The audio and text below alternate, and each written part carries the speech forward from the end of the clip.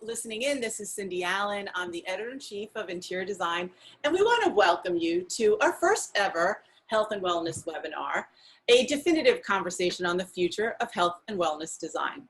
So we know that health and wellness is a hot topic these days, as it should. And today, honestly, we're so fortunate to have such an illustrious panel of pros who I think in many cases have dedicated their life to this topic before it was cool, by the way, or necessary, so necessary. And all the categories in our industry we're going to be talking about is healthcare, hospitality, workplace, even product. So without further ado, I would love to introduce our panelists. We have Carolyn Barros. Hi, Carolyn, Principal Firm-Wide Healthcare Interior Design Director at Perkins & Will. How are you, Carolyn? I'm good. I'm good. Hi, everybody. How are you, Cindy? So I'm so happy to see you. We also have the one and only Clodagh of Clodagh Design. Hi, Clodagh. Hi, Cindy. Love you, love you. She's trouble, by the way. She's going to be trouble. Okay. Then we have Rachel Gutter. She's the president of the International Well Building Institute. Hi, Rachel. Thank you so much for coming. Thanks for having me. Yeah, it's a pleasure. And we have Anna Pinto Alexander. She's Principal and Director of Health Interiors at HKS. Hi, Anna. Hello, it's a pleasure to be here. Thank you. It's lovely. I love your backdrop. Thank you. And Diane Rogers is the project architect for IA Interior Architects. Diane, I love your glasses, and thanks for being here. Thank you so much, Cindy. Yeah, and I think, and I mentioned before, but if Jen and Helene want to hop on, so there's Helene Oberman, she's my managing director, and Jen Renzi is one of my executive editors, and they will be Oz behind the curtain, feeding me questions. And for everyone out there, ask a bunch of questions. We want to try to get to you all, so thanks. And I want to thank, we have a fantastic sponsor today. It's called Rockfon. They were originally out of London, and they provide acoustical ceiling systems that combine, this is interesting, stone wool panels with suspension grid systems, metal ceiling solutions, or wood ceilings, and it's so cool. The material is naturally antimicrobial, as well as mold, mildew, and fire resistant. So it has a lot of amazing performance attributes, easy to install, and by the way, it's super cool. Diana Hart is, she's got the seat right at the front of the table in the background. So Diana, thank you so much for sponsoring us today. I add something about them. They are in mindful materials, they're cradle to cradle certified, and their hygiene and safety requirements, it's all the way. In healthcare, it could not be a better material for us to use, especially with our acoustical properties. So thank you so much. Okay, how is that for our beginning? That's amazing. And Anna does not work for Rockfon. I just want to let everybody know that. All right, so we're good. Oh, go ahead, Clodagh. Yeah, I just want to add to that. I'm having a meeting with an acoustical engineer in Hyannis Port on Saturday. So. Oh, really? Yes, we're studying the acoustics of it's a private home, but it's very complicated because it's built in 18 what's it, you know? So yeah, amazing, amazing, so transparent, you know. No. I love that. I love that. To be able to bring this, I believe I've seen it, but it's fantastic. There you go, Rockfon, go after it. You got a potential good gig already in the first 2 minutes of the webinar.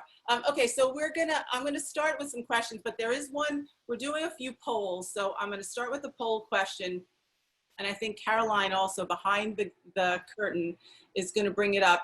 How would you rate the demand for well-certified products in the next year? So, anybody can answer that poll question.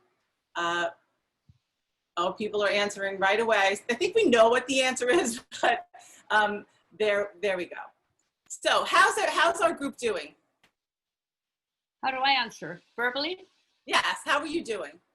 Oh, but the increase is enormous. Yes. Intensely. So I would think it's up 50% at least. Yeah, exactly. I don't think it's going to be the usual battle anymore.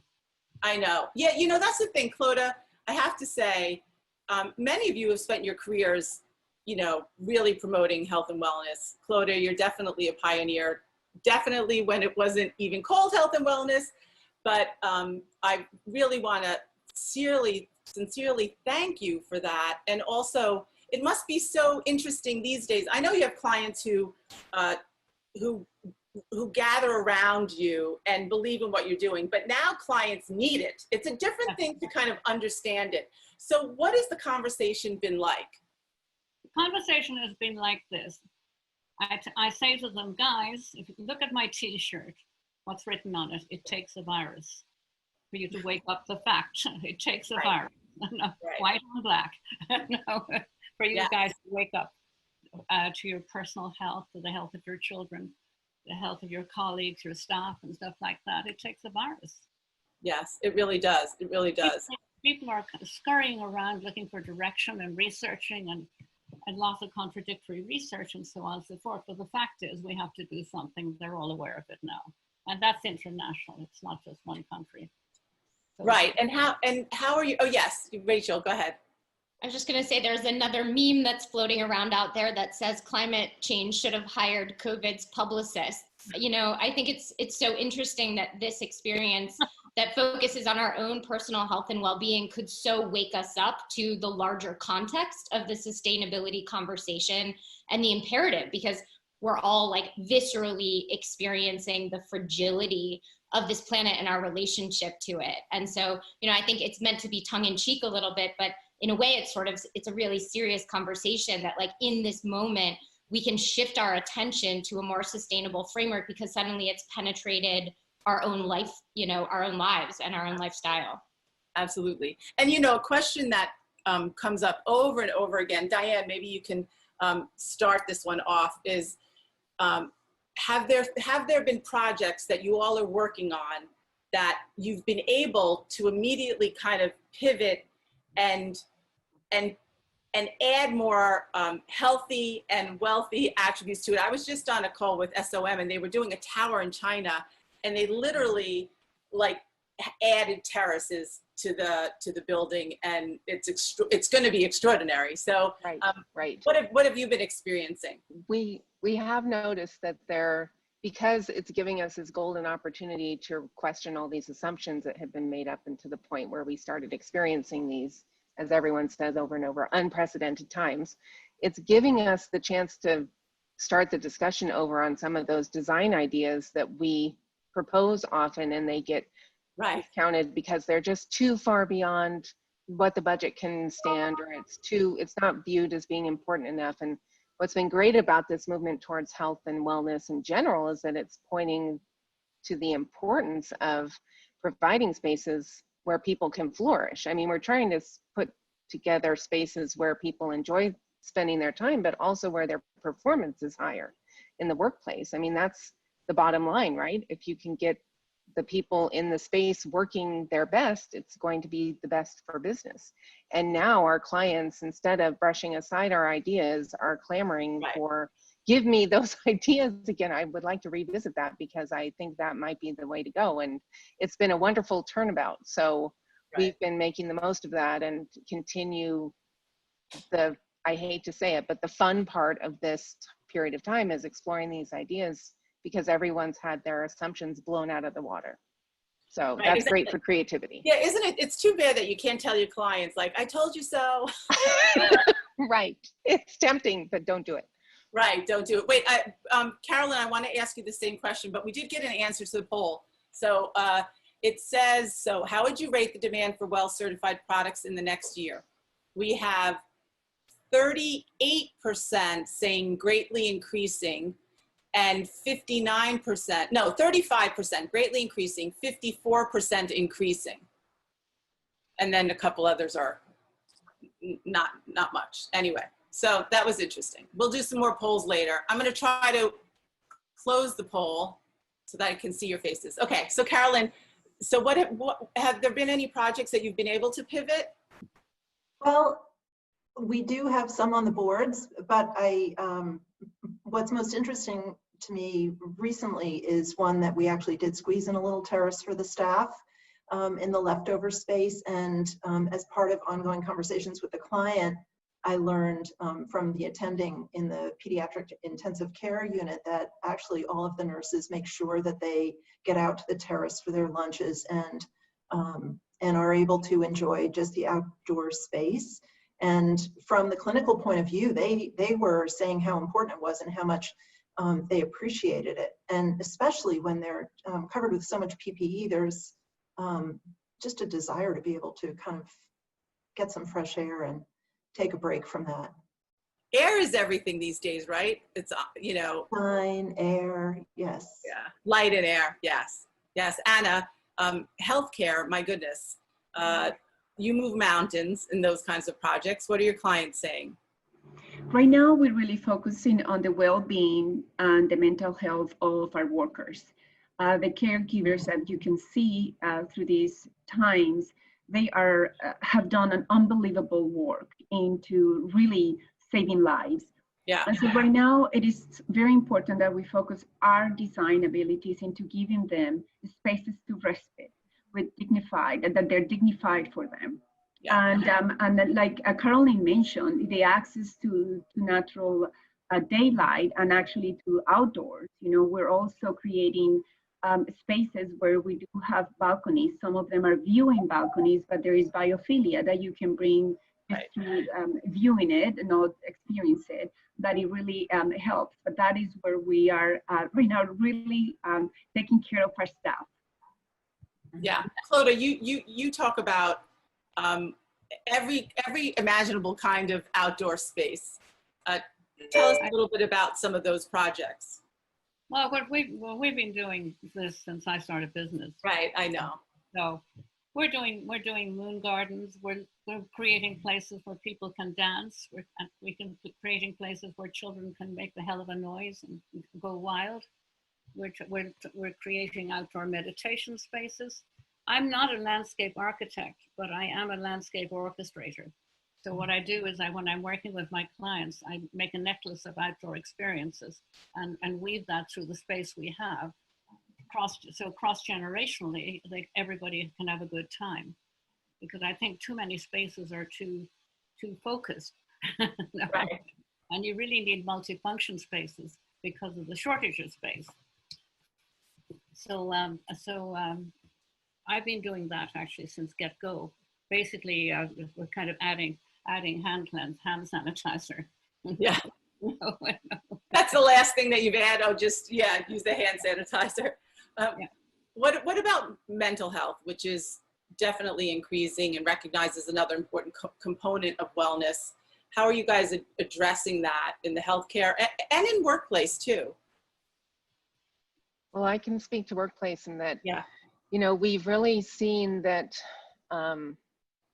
with this challenge that we're facing where people aren't in the office space, they're working from home, and we're thinking about, well, when you come back in, what does that need to feel like? Because there's what's going to draw someone into the office when, if you figured out how to work from home, the office only represents risk and stress.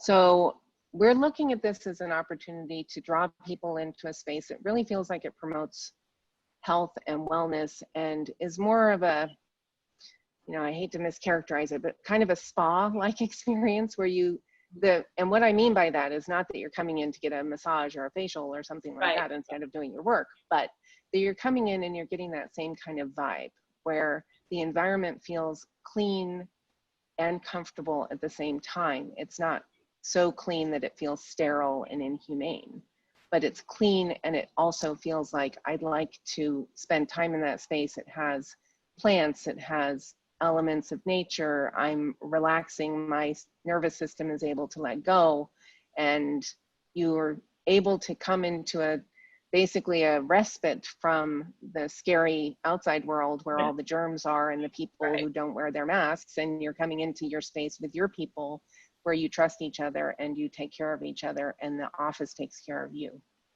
Right, exactly. Of course, there's always like one big issue is how to get there, right? That's also. Which is hard to, it's hard for us to control that. Exactly, but exactly. Yes, that's definitely the key link. Yeah, definitely. Clodagh, you were going to add?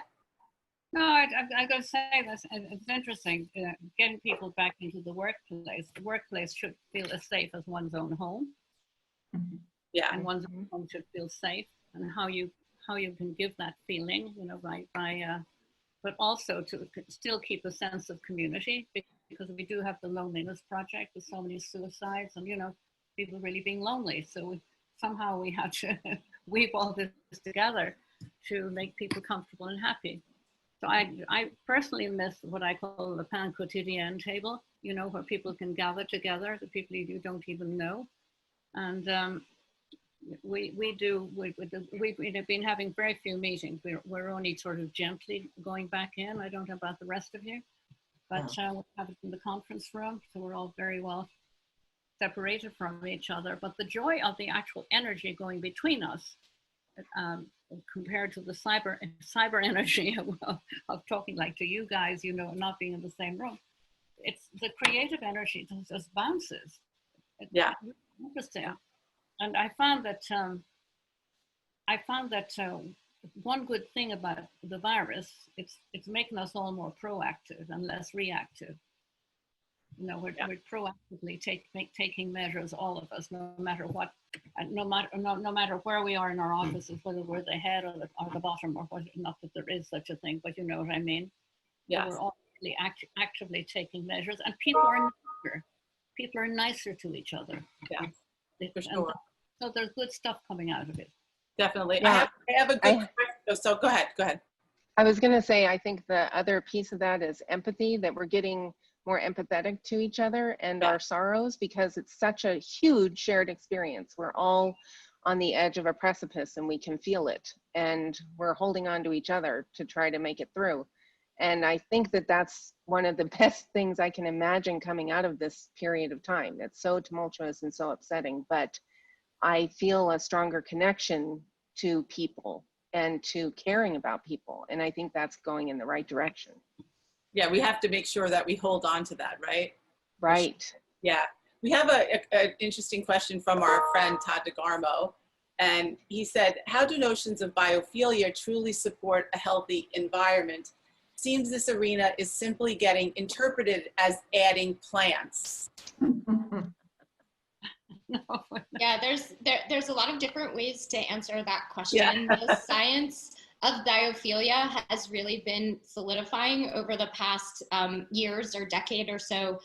We know that the presence of plants and other things that are either natural or suggestive of nature can have a host of positive benefits that includes improved ability to focus, improved mood, and even increased healing times for those that are sick and recovering. I think the one place where we've probably overstated the impacts of biophilia has to do with air quality and air filtration. There was a really good article that summarized some of that science and thinking in National Geographic recently that shed some light on just how abundant plant life needs to be inside to actually generate real value from an air quality perspective. It's certainly not going to hurt if you're not using fertilizers, you know, that are harmful on the plants. But, you know, the real impact is about reestablishing that connectivity to nature and how we're programmed from the inside out to respond positively to the presence of nature in our environments. And that is not bunk, that is real science. And they've demonstrated that in sector after sector. Yeah. Anna, you were going to say something. Well, in healthcare, we cannot bring plants in the indoors. So biophilia comes in many other ways, which is interpreting nature. We can bring it through patterns on the floor, layers of and design layers. We can bring them through lighting and artwork. But we do have many ways of bringing the feeling of bringing nature in, to be inspired by nature. Your color palette. It says a lot in biophilia if it's inspired by nature. And, you know, we are looking for places that makes you feel joyful. And that because when you have joy and you have positive energy and you feel it outwards, you become with positive energy inwards.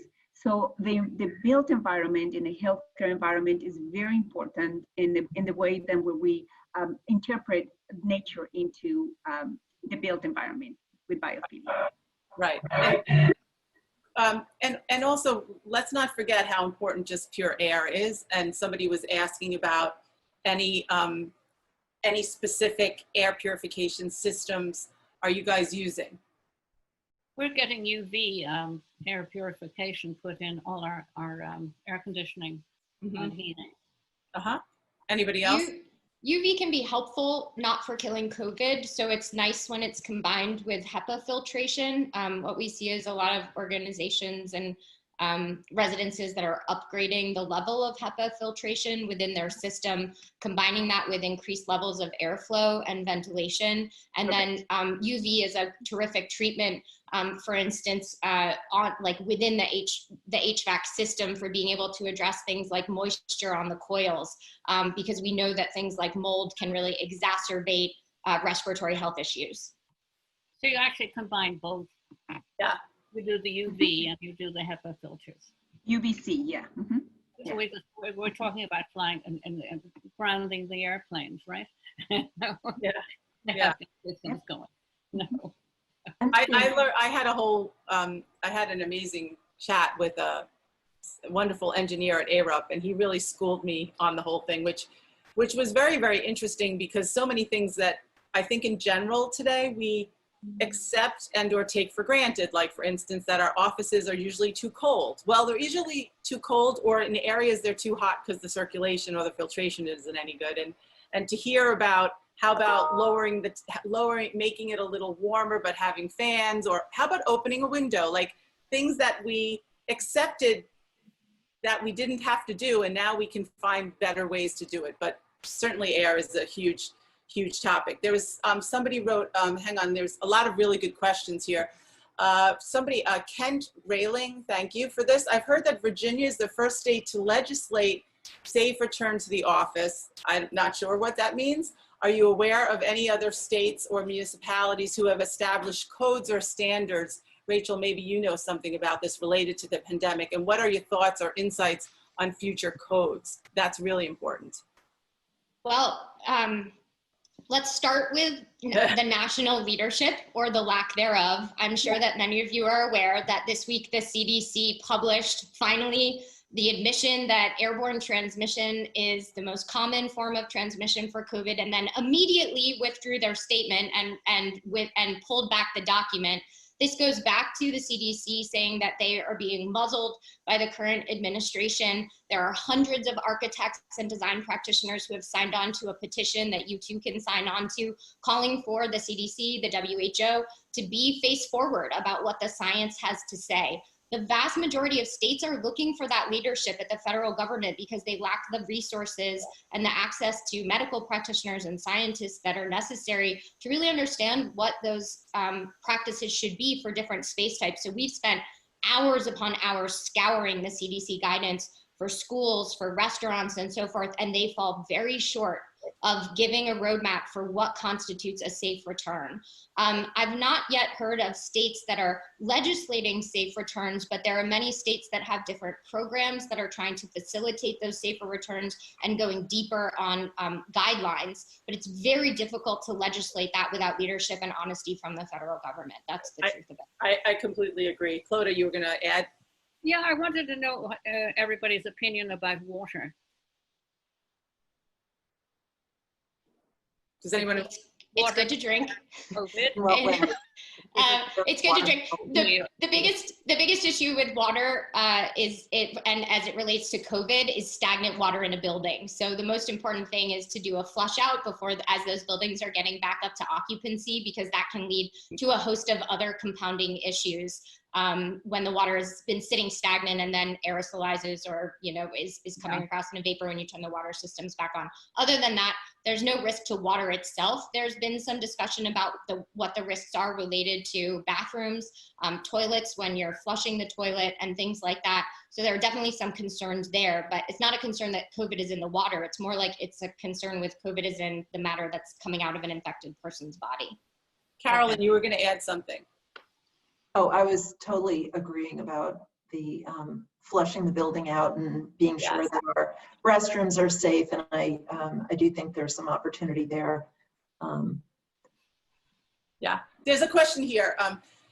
What do you think is the difference percentage-wise between commercial and residential as to availability of eco-friendly and sustainable products? Clodagh, I know you've been doing residential for years and always using commercial products. I think there's so many inert products that you can use for both. It's I seamlessly allow them to interact. The one thing is it has to be low maintenance, because there's no point using a terrifically environmentally sound material if it's not going to last. Yeah. And the beginning of the movement 1,000 years ago, when I was part of the beginning of it, a lot of the materials just did not last. Right. Now somehow it's being combined and it's working better. Yeah, Anna, you know, antimicrobial is probably like, it's a hot word today, but you've been, your whole career, you've been using materials that you've been able to clean. So what's your, Yes. what are you thinking about?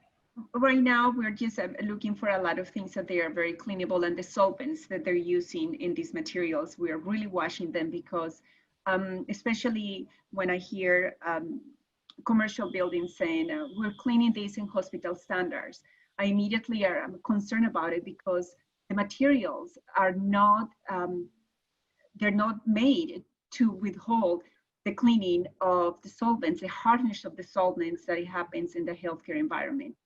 So they will destroy them. In the healthcare environment, when we specified everything is very resilient, and as well as for infection prevention. We've known about infections. We've dealt with this all of our careers, infection prevention, and it's in the materiality and in details, how we handle it. So non-porous materials. So we, in the healthcare environment, we are fortunate enough to have that. But what we're seeing is this, the solvents are increasing the amount of chemicals to clean and to kill infection. And regarding antibacterials, they're really bad for you. And an antibacterial, when a material says they have antibacterials, is to protect the material from getting a mold, not to protect humans. So we actually avoid anything that comes to our sector that says that is antibacterials. It's immediately rejected. What's the proper terminology, or what kind of materials do you deem the right?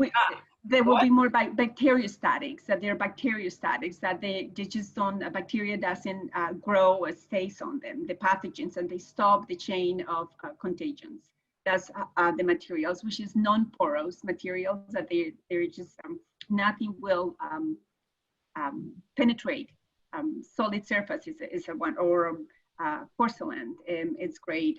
There's a lot of materials that now they have created out there, even fabrics, that they are really sustainable to have any bacteria grow or virus grow. So, okay. So, I guess pathogen, no? Yeah. Mm-hmm. Yeah, but our clients asking, because we are hearing the word antimicrobial. So what should the word be? I want to do this as a poll too, because your clients are asking, how do I keep things clean, right? Well, Carolyn. I think it's very difficult to group it all together. Yeah, definitely. And we really need to understand what the product is and what the treatment is that they're doing to understand whether it's really going to be impactful for what the condition is. And it's interesting with the coronavirus, we know that it's dissolvable with soap and water. Right. And so there's like this arms race to kill the thing in all of the environment. And there's some really common sense things that could be done, as Anna said, you know, washable surfaces, and it really is impractical to think that commercial spaces will be sanitized the way some hospital places are. I mean, if you look at the protocols for cleaning some of these products, they need to sit for 30 minutes with this wet, you know, chemicals sitting on it. And it's really, to what degree are we creating superbugs in our environment? Like, you solve one problem with a cannon, and then you create this whole problem. So we really do need to step back and use the science and look at it at each. I wish I could give you an answer, but we don't use antibacterial anything. You don't. But our clients asking right now. And we try to help educate them. You do, educate them. That's right. It's very often, there's no evidence for the antibacterial that it's really going to do anything. And so it really is a preservative in the product.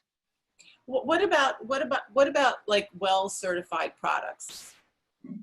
So we well certify buildings, but not the products. And then we have a whole series of incentives for point earning toward your certification that are related to material health and safety. And oftentimes we use proxies or shortcuts through other material labels like Cradle to Cradle or Green Seal, or direct people to where they can get information that they can match to our requirements for healthy materials like health product declarations. But now more than ever, that's so important. We're really concerned about the long-term environmental and health impacts of antimicrobial surface treatments. But we also know when it comes to COVID that contact through contaminated hard surfaces is a really pretty low ranking risk when it comes to transmission. So there's a lot of other things that from a design perspective are probably more important for enhancing your resilience collectively to the virus. So much of that has to do with air quality. But I think the other thing that a lot of designers are starting to get much more engaged with their clients is policy, because there's really no better way to address or prevent the spread of COVID than to tell people to stay home when they're sick. Right. There's a question here from Amy Groom.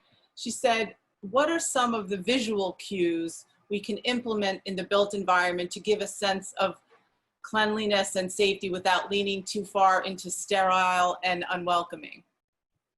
Unclutter. Do not have anything that is cluttered completely, you know, because it does give you the sense of not being clean. When we all went into COVID in our office, and you know, those who are designers know that when we have a library and samples, we are not the neatest persons, and we have samples everywhere, and it is absolutely a mess. And after we went after the shock, I go to the office one day, and it was such a mess. I was appalled. It's like, this is dirty, and it wasn't.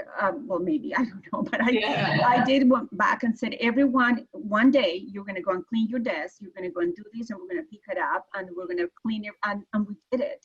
And now it feels, when we go there, it feels really good. It feels clean. So my first thing is unclutter. It could be clean, but if it's messy, it feels dirty. Yeah. Do you also think that, because Jen went to the office, so our office is still closed, and she sent me a picture, and besides making me a little melancholy, it was very clean because no one was there. And do you think that we have been overstuffed into the offices that is making it more cluttered and is making it unhealthy? I would agree with that 100%. I feel like things had been going down this road of more, shoehorn it all in. Right. And we lost some of the gracious proportions that we used to design to before we started getting pushed towards this extreme. I second the statement around clutter being psychologically very unnerving. If you're talking about feeling that the space is clean and taken care of, clutter necessarily means that there's a lot of things in the way of, say, wiping down a surface. So I think we're seeing a lot more interest in free address in the office, and clients potentially adopting clean desk policies where they're saying, okay, you're going to have space to work when you do come in, but it needs to be cleanable. And so that means that we're going to make sure things aren't left out, and that we're potentially, our new policy is going to be having someone come in every night or every week and do a deep clean.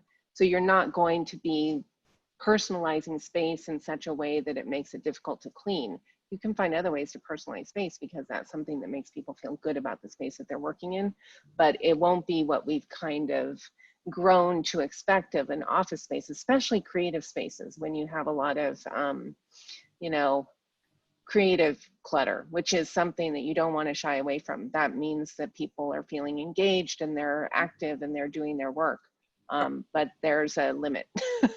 Right, and in a way, the thing that I keep hearing over and over is the people need to be together in the office for that kind of space, that creative mind space where they want to collaborate, look at materials, like do that creative, you know, as you describe it. So you don't want to lose that. Clodagh, you were gonna say something? No, I just gotta say that I think stagnation is makes people ill. You know, when I always say that if it's not a ground up project I'm working on it, I want to look in every closet. I want to look in every kitchen cabinet. I want to look in every medicine cabinet. And if I see failed stuff in there that's out of date and rusting and so on and so forth, you can actually see it in the person's personality. Yes. There's a great book, Clearing Your Clutter with Feng Shui by Karen Kingston, which I send to my clients religiously and they understand it, because you say to them, can I go home and look in your closet? And they say, oh, it'll be, in a couple of days, So, and it's the same with offices. And we, in the design office, it's like a tsunami of samples and stuff like that. And we are stopping the waves. What's the name of the book again? Clearing Clutter? What is it? Clearing Your Clutter with Feng Shui by Karen Kingston. It's an okay, everyone get it out there. Yeah, that's. So let's also talk about, because we mentioned it up in the beginning, but the definition of wellness has expanded to encompass a broader range of products. We're talking about acoustics and circadian lighting. We're hearing about it all the time now. Carolyn, how is that affecting the practice? Well, it's acoustics is incredibly important, and there's more research about the impact on a kind of healing and the ability of caregivers to focus and not be stressed out and hear clearly. And so there's a kind of opposing need in our clinical spaces where environments need to be acoustically absorptive, and at the same time they need to be wipeable and cleanable. So so any and all products that we can bring into the space, we have done some wall panels and things like that that are wipeable and cleanable and all, but I think there's more opportunity in that kind of an environment for some innovation. I wanted to bring up, just because I remembered you had a great project. We were talking about wellness, kind of emotional wellness, and I wanted to bring up the Animal Medical Center that you guys are working on. I know that I already have 2 of my staff have recently gotten puppies. So, so yeah, I mean, it is all part of the wellness topic. Right? And we are doing a partial renovation and an expansion to the AMC on the east side. And it's really interesting to think about the design of a facility for creatures who have much greater sensory capacity than we do, like their scent receptors and their a kind of sense of what's safety and what's a threat to them, and how they experience the world. And it really makes you think about how you can maybe orient creatures so that they are not threats, cats and dogs and waiting areas and things like that, to make sure that they're not upset and stressed out in a very high stress situation. But it's so important too for our well-being to make sure that our companions are also well. So that's for sure. Cloda's like this the whole time. She's like, I want to say something. Go ahead, Cloda. The floor is yours. That I love. Put the hospitality back into hospitals. No. Yes. So it's not just the animals who are scared to death. It's the kids, it's the people, the dying people, the really ill people, and so on. It really has to be dealt with in a very kind and humane way. Yeah. Yeah, for sure. Cloda, I do want to ask, so everyone think about like something in a project. So I know that the Six Senses, aren't you that amazing Portugal project, you are continuing on that project, and just based on everything that's going on, what are you adding to it? Well, we're really not adding anything that's provoked by the project, because we're actually renovating the villas, making them into family suites. But we have been trying to get and did small gardens to attach to new suites before COVID. Because people, if they're in a beautiful place, they want to get out of doors and be private, and they're out of doors. So we've created these little outdoor love nests with plunge tubs in them. Very nice. And you call them healing gardens too, right? Healing gardens. And we do aromatherapy gardens and chromotherapy gardens, where we'll get a plethora of plants in one color. So you kind of have an all purple garden. Won't be year round, but it lingers in people's minds, and creating happy nostalgia. You know, the senses provoke the emotions, and the nostalgia is one of the most important emotions we have. Yeah, definitely. And you also, just on the other side, because you do both, right? So hospitality, but like there's a loft you're working on right now to create wellness space for the client. Yeah, we just did a medical marijuana place where a lot of people are quite ill and in pain who come in. So with a huge living wall, you know, and we've used the full spectrum of colors, because in feng shui people are more comfortable if all the colors in the chakras are represented in the job. So I know people are going to be coming in who are sick, are miserable, and I want them to go out feeling happy. I mean, it's the best thing we can do. One of you, I can't remember which of you, said that people feel good in this space. We're always talk about looks, and we don't talk about feelings. I think the only thing that's interesting for designers is to find out how people feel in their space. That's for sure. Anna, you must experience that a lot being in healthcare, and just how far it's come too. I mean, healthcare, when you were speaking about all the senses, how we reach all the senses, we do, ideally it's between the combination of natural lighting and artificial lighting that we reach a very good medium. And as you know, lighting is probably the most important element in the interior built environment, to give you a sense of respite or relaxation or excitement. It is through lighting. The only sense that it's been difficult for us to handle is the sense of smell, the olfactory sense. You know, it is such a sense that, because sometimes our hospitals do have a sense, and usually is the cleaning solvent, which is not very friendly. And it is not like I do love when I enter a beautiful resort hotel, that is the first thing is the sense of smell. It can transport you to another things. And the sense of smell is the one that it reaches the closest to your memory.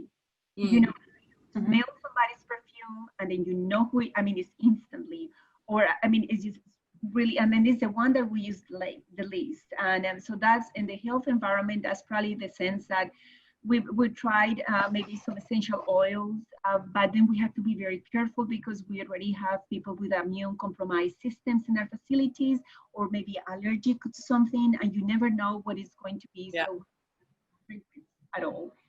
So that's probably one of the things that I wish we can do more in the experiment in our healthcare environments, but we do try to reach all of the senses in the moment you walk into the space, just to have a sense of place. By the way, do you think it's interesting that people who, or I've heard, you know, people who have had COVID, that they're not able to sense the smell, right? Or taste. Or taste, yeah, or taste. Yeah. It's so. Yeah, weirdly, I already don't have a sense of smell or taste, and so that wouldn't be a symptom for me. But it has come up as we talk more about multisensory design.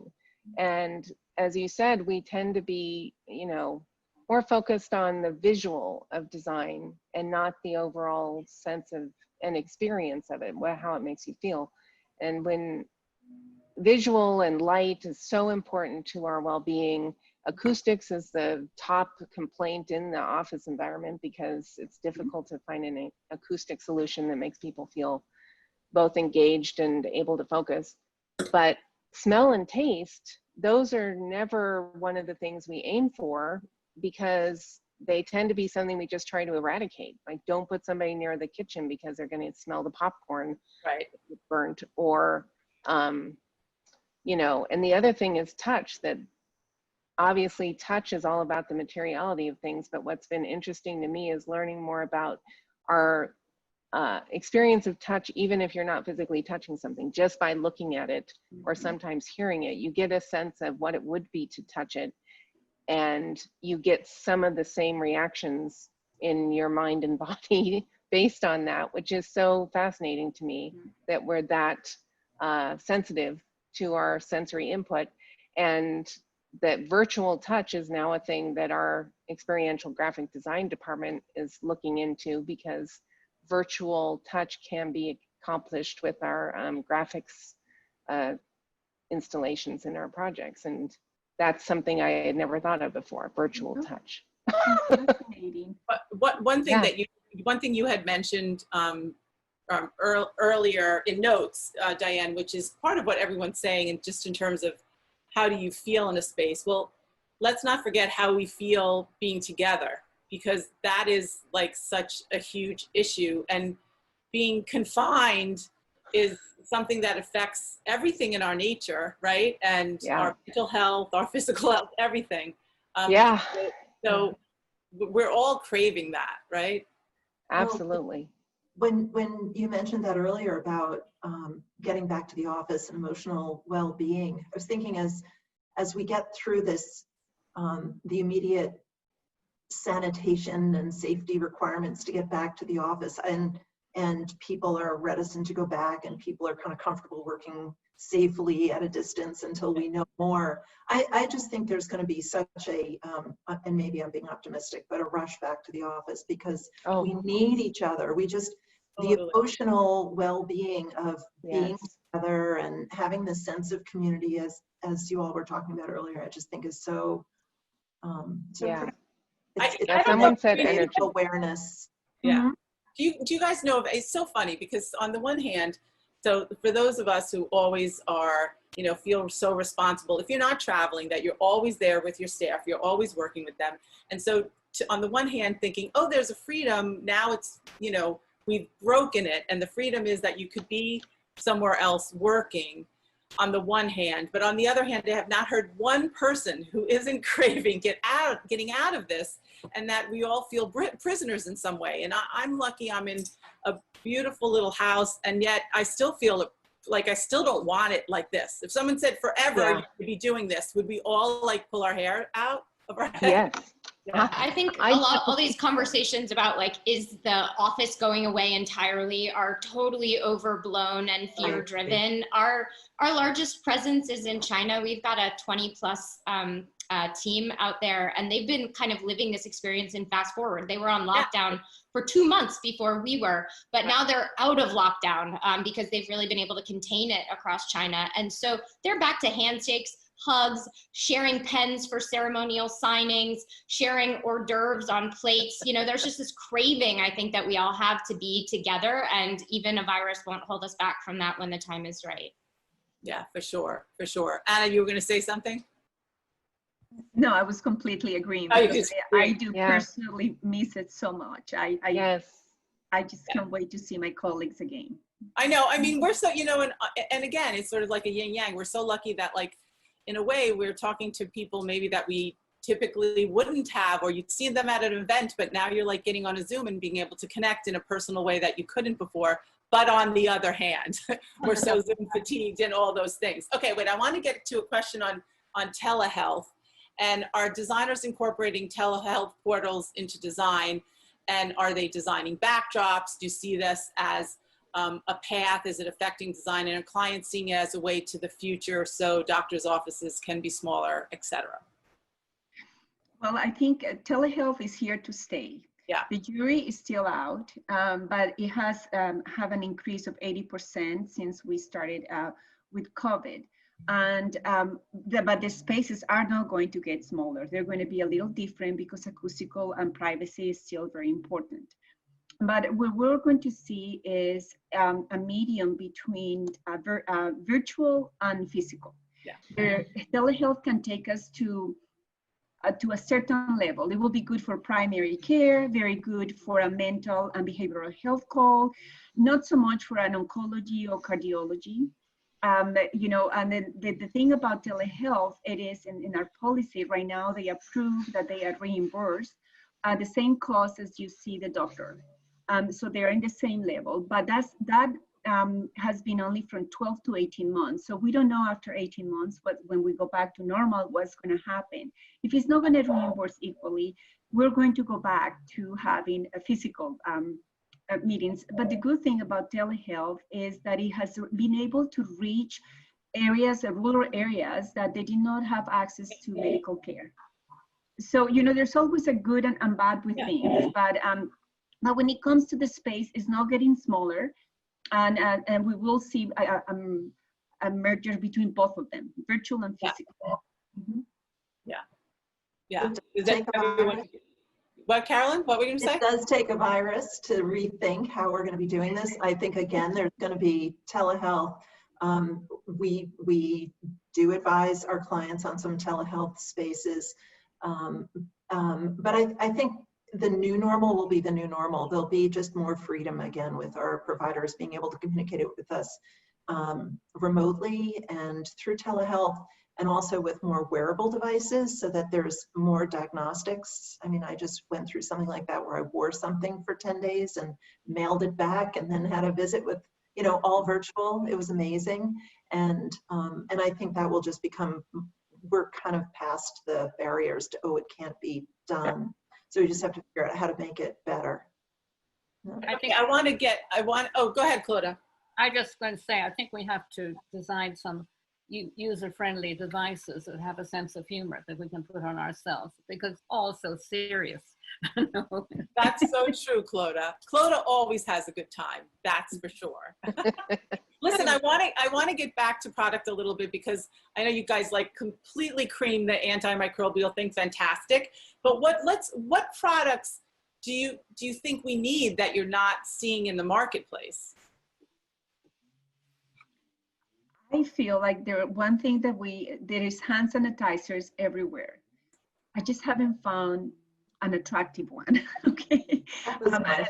Although I was watching a video the other day from Scott, which I always think Scott is just fantastic. And I did see a lovely hand sanitizer like from Purell. And I thought, I wonder if we can find that for our projects, because on the PPE, where we put all of the things, they're just so unattractive. I keep telling my designers, let's get into product design and design something that is attractive. Just because it's practical, it doesn't have to be ugly. So that's probably what I'm craving the more, just to see something attractive. I love that, and I agree. And I also agreed about SCAD because they're amazing. Clodagh, you were going to say something. Oh, I was just going to say, Anne Lee of the Shakers said, don't make something unless it can be useful. But if it can be useful, why not make it beautiful? Right, exactly, yeah. Exactly. And, you know, so it's always this struggle with stuff. And things should look not medical. They should not look healthy. They should just look good. Yeah, you know? Exactly. Rachel, what would you say? I've been watching some of the questions come through about, you know, the availability of products in residential versus in commercial. And yeah. I definitely think from a health and well-being perspective, there's a lag, but the good thing is it always catches up, right? Like we could see that trajectory with low emitting and zero VOC paint and dual flush toilets. Now you can get them at like a Home Depot, you know, your local hardware store. But I think the availability in residential of circadian light still has a long way to go. It's still a pricey solution, even in commercial spaces. I think that standalone air filtration and other solutions for air quality that reduce the need to actually go in and hack the entire HVAC system, which most people just simply can't afford or don't have the luxury of time to implement right now in terms of COVID reactions. These are all places where we could see a lot of really good growth into the future where health and well-being is concerned. The place where you've seen a huge explosion pre-COVID and now even more during is around active furnishings, you know, ergonomic furnishings, stand desks, balance boards, treadmill desks, and so forth. And that is extra critical in this moment because most of us are much more sedentary than we were before the pandemic. Right. I mean, you know, first of all, thank you for that. This is where I was sort of tipping my hat to Clodagh before, because Clodagh, like, you know, 20 years ago when you were using commercial fabrics because they weren't in residential projects because you couldn't find things that, you know, stood the test of time. And so the commercial industry is always ahead. And thank you, Clodagh, for that. And thanks, Rachel. One thing that's so interesting in the conversations I'm having with the plumbing fixtures companies is that the other word that we're hearing all the time is hygiene, right? And, you know, so let's say the Kohlers of the world, they've always had, you know, their DNA is hygiene, but we never had to talk about it, right? We never had to talk. We had to always talk about design and design and function. But my goodness, what they've had to go through that they never were able to like talk about it because no one wanted to hear that word. I know it's interesting to me that you know, the toilet paperless, you know, the toilets that kind of wash Yeah. you and dry your hair, as it Yeah. were, are not in every project. Right. We try to put them in everywhere. Look at the amount of paper they save. Right, touchless. And I think they're going, those were luxury products. And now I think they're going to be looking at them to be something that is useful for everybody. And, that's the thing, don't you think there are a lot of things that our industry was on a really good path, getting not everything right, but getting a lot of things right. Like we were doing, more open spaces. We were trying, as Clodagh, your project, you're like, well, that was before the pandemic. Like there's a lot of projects that, I've been publishing that are like, that was not a response to the pandemic, that was before the pandemic. So now it's now, again, like I think you all have said, that clients are gonna understand your more, it's not even extreme thinking, you're more future thinking where they couldn't in the past. Right. Yeah. Okay, wait, there was a poll. I want to give you guys the results. So what category of products are you most in need of new solutions to boost wellness? Okay, so they did it while I was asking you. And the answer was 29% said lighting, 23% acoustic products. That's good. Rock Fawn, you listening out there, Diana? 18% surface materials, 9% fabrics, 11% furniture, and 11% other. Someone can tell us what the other is, but so I thought that was interesting. All right, you guys, we only have a few more minutes, so I want to give you each the floor if there's something that you were really wanting to share, whether it was a project or a thought, before we kind of get cut off. So Anna, let's start with you. So in healthcare, your whole career, now everyone wants to talk about what you've been talking about your whole career. How has that been? Well, and the lovely thing is how we can influence the other practices as well. Yes. Because this is where in our DNA, where we have, and now we have the knowledge, and we can bring it into hospitality and bring it into commercial interiors, into aviation, because that's where we do. So I feel an opportunity of growing and learning and cross collaborating across practices, because we have such an strong health background. So I think everything is going to be okay. I really do. I think we're just in a period of our lives and in humanity, but if we look upon 5 years from now, we will be in such a better place. Yeah, no, and as you say, like it also brings about a different kind of collaboration that sometimes we see within certain markets, but now it's really opened up, so everyone needs to collaborate, that's for sure. So I want to thank you, Anna, for everything you've done in the healthcare industry, seriously. She won a HIP award this year for healthcare, so we love Anna. So we didn't get to hug in person, so that's why I'm so particularly happy to see your beautiful face. Okay, Rachel, you've been giving us a lot of amazing tips, and I thank you for that too. What's something you want to tell everybody before we go? Oh. That it's all available and totally free on wellcertified.com. We've amassed all of the best research around what actually has efficacy in the fight against COVID-19, and we've organized that in a bunch of different ways, but all of the research citations are there, and so you can dive into aspects of material health, mental health and well-being, biophilia. These things were well pre-COVID, and then we've done a deep scan to understand what's needed post-COVID. It'll link you to all of the research directly. So, we certify every type of building except for single family homes, but even if single family homes are your focus, we've pointed you in the right direction around the strategies, the solutions, and the science. So wellcertified.com, everything we put out there is in the public domain relative to the standard, and we just launched the new version of Well last week, so check it out. Thank you so much. That's amazing, actually, for the panelists, but for everybody out there. So check out the site. Is it IWBI? Or it says, no, at Well. I know. We wish that those simple ones were available. It's wellcertified.com. Wellcertified.com. So check it out. Rachel is a wealth of information, and so are they, which is fantastic. Okay, Diane. I would just say quickly that far from the office being dead, we're understanding more that workplace is super important, and it's all about bringing people together and helping them communicate with each other, because that's what That's really what we have. We have each other, and that's Right. the focus. That's all.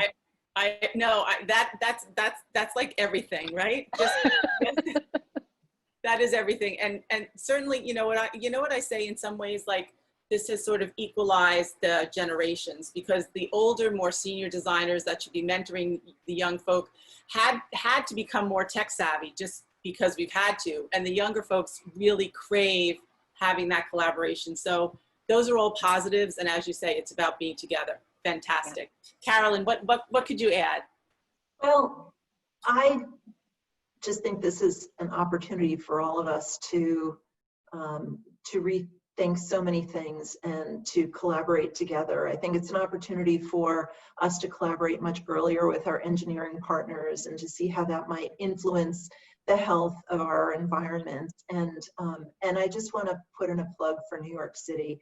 I think we really have to work for how to make cities safe to live in and for all people in cities to thrive. And I think across all market sectors, including kind of any kind of assisted living or dormitories, education, spas, which I can't wait to go back to, but all of these, how can we all work together to make it safe and vibrant again, so people aren't leaving. Yeah. Absolutely. And yes, we love and miss New York terribly. I'm just closing our New York issue actually today. Oh, wow. So there's a lot of love around New York right now. Okay, Clodagh, give us one final yummy Clodaghness. Well, the two things that we're focusing on right now is sleep. And the fact that people are losing so much sleep and not sleeping well, and also on play. I mean, not just children's play, but adult play, how you can make that happen. And we're also focusing where we can on cross-generational living. Back to the Italian village where the granny, and I'm a granny, sits, babysits the child, and we're not all warehoused into apartment buildings, and I do apartment buildings, yes, but just somehow the generations touch each other more closely. And the wisdom of the old, as you say, that, you know, I'm homeschooling in IT actually. No, but it's true. You know what I mean? True. Yeah, well, I certainly learned a lot from my husband, my amazing husband, who is from Italy, from Trieste. And so, as you say, the generations, they all love and respect and take care of one another. And so I definitely see that too. I do want to share with you, there's one of our giant design firm friends from ZGF. They just finished this amazing building, the Lundquist Institute. So it's a lab over on the West Coast. And in this conversation we were having, it really put everything together, because they finished this building and they are actually working on vaccines right now for COVID. So when you think about, can a healthy building actually help bring about change? God, wouldn't that be the best testimonial ever if those scientists in their beautiful new building found a way to help combat? Wouldn't be amazing, right? Amen. Yeah, amen to that. Amen to design. Listen, guys, you are amazing. Carolyn Barros, Clodagh, Anna Pinto-Alexander, Rachel Gutter, Diane Rogers, and I do want to thank Rob Fon. Diana, thank you for your background there for sponsoring. Again, we should have a part 2 and a part 3, so maybe this is the first one. But to everybody out there, let's keep learning and growing and sharing information. We need to collaborate and sending out those good vibes to be healthy and be well. God bless everybody. Love you guys so much. Love you. Thank you so much. Thank you. Thanks, guys. Thanks so much. Oh, listen. Oh, wait. So hang on a second. So anyone who likes doing the polls, it's not you guys, but anybody, there's an opportunity for you research lovers. There's a broader survey in the link. So if you want to spend 10 minutes and participate, we're going to ask a few more questions. So feel free to do that. Oh yeah, there's the link. Okay, so share with us, because we want to share the knowledge right back. All right, thank you guys so much. Thank you so much. Thank you. Thanks, everybody. Bye.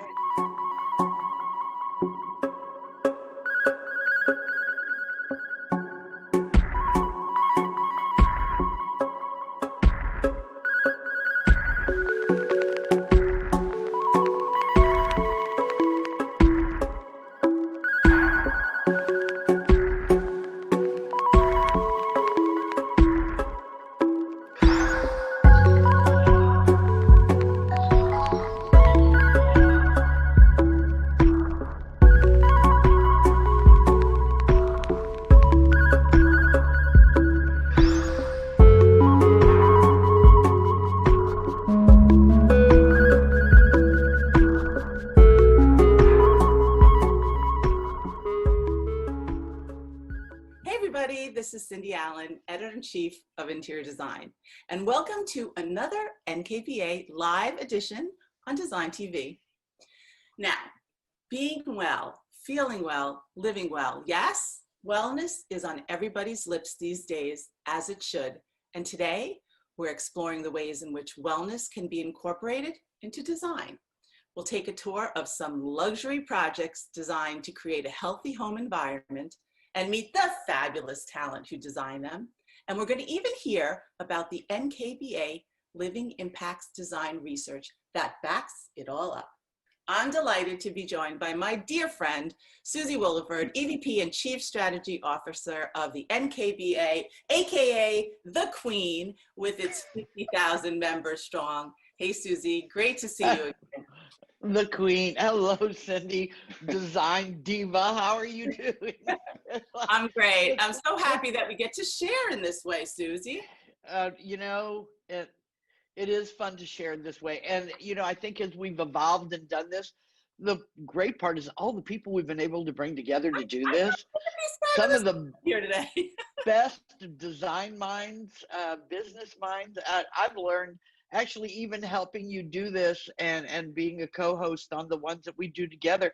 I've learned so much. Yeah, it's amazing. Yeah, so today we're diving into wellness design, a topic everyone's not only talking about, but trying to find in their lives, right? And you were telling me that the NKBA had recent benchmark study that found that health and wellness was a top priority for kitchen and bath design, which I found interesting and made a lot of sense. And there was a thing here. The study found that with burnout becoming more prevalent, people are looking for ways to simplify and focus on their health. And this was published before the pandemic, right, Suzie? Right. Yeah, so I'm curious, what does healthy living mean to you, and how is it influencing design? Well, you're right. We did this benchmark before the pandemic, which has made the information that we came out with even more impactful. It was our benchmark lifestyle life stage research. And it was the first time we did it, and we took a 3-year look out. We talked to designers, we talked to consumers before the pandemic, and what we found was they came back with 4 areas of interest. And one of those was healthy lifestyles. And that means the ability to incorporate light, comfort, pleasing design, not fussy, the ability to move around and get out, which became much more important during the pandemic. And get out means get outside, get to view outside, all things that contribute to our well-being, not just our health. Because healthy lifestyles is about, of course, our health, which has always been, people think when you say healthy lifestyle, they think health, you know, like vitamins and making sure your blood count is right and blah, blah, blah. But also the other thing that's very huge in this is our well-being, how we feel about our surroundings, how we feel about being able to look outside and to be able to, you know, not be depressed because we're not getting the right amount of light. And there's so much to this. And I thought that was extremely interesting, the well-being part about it all.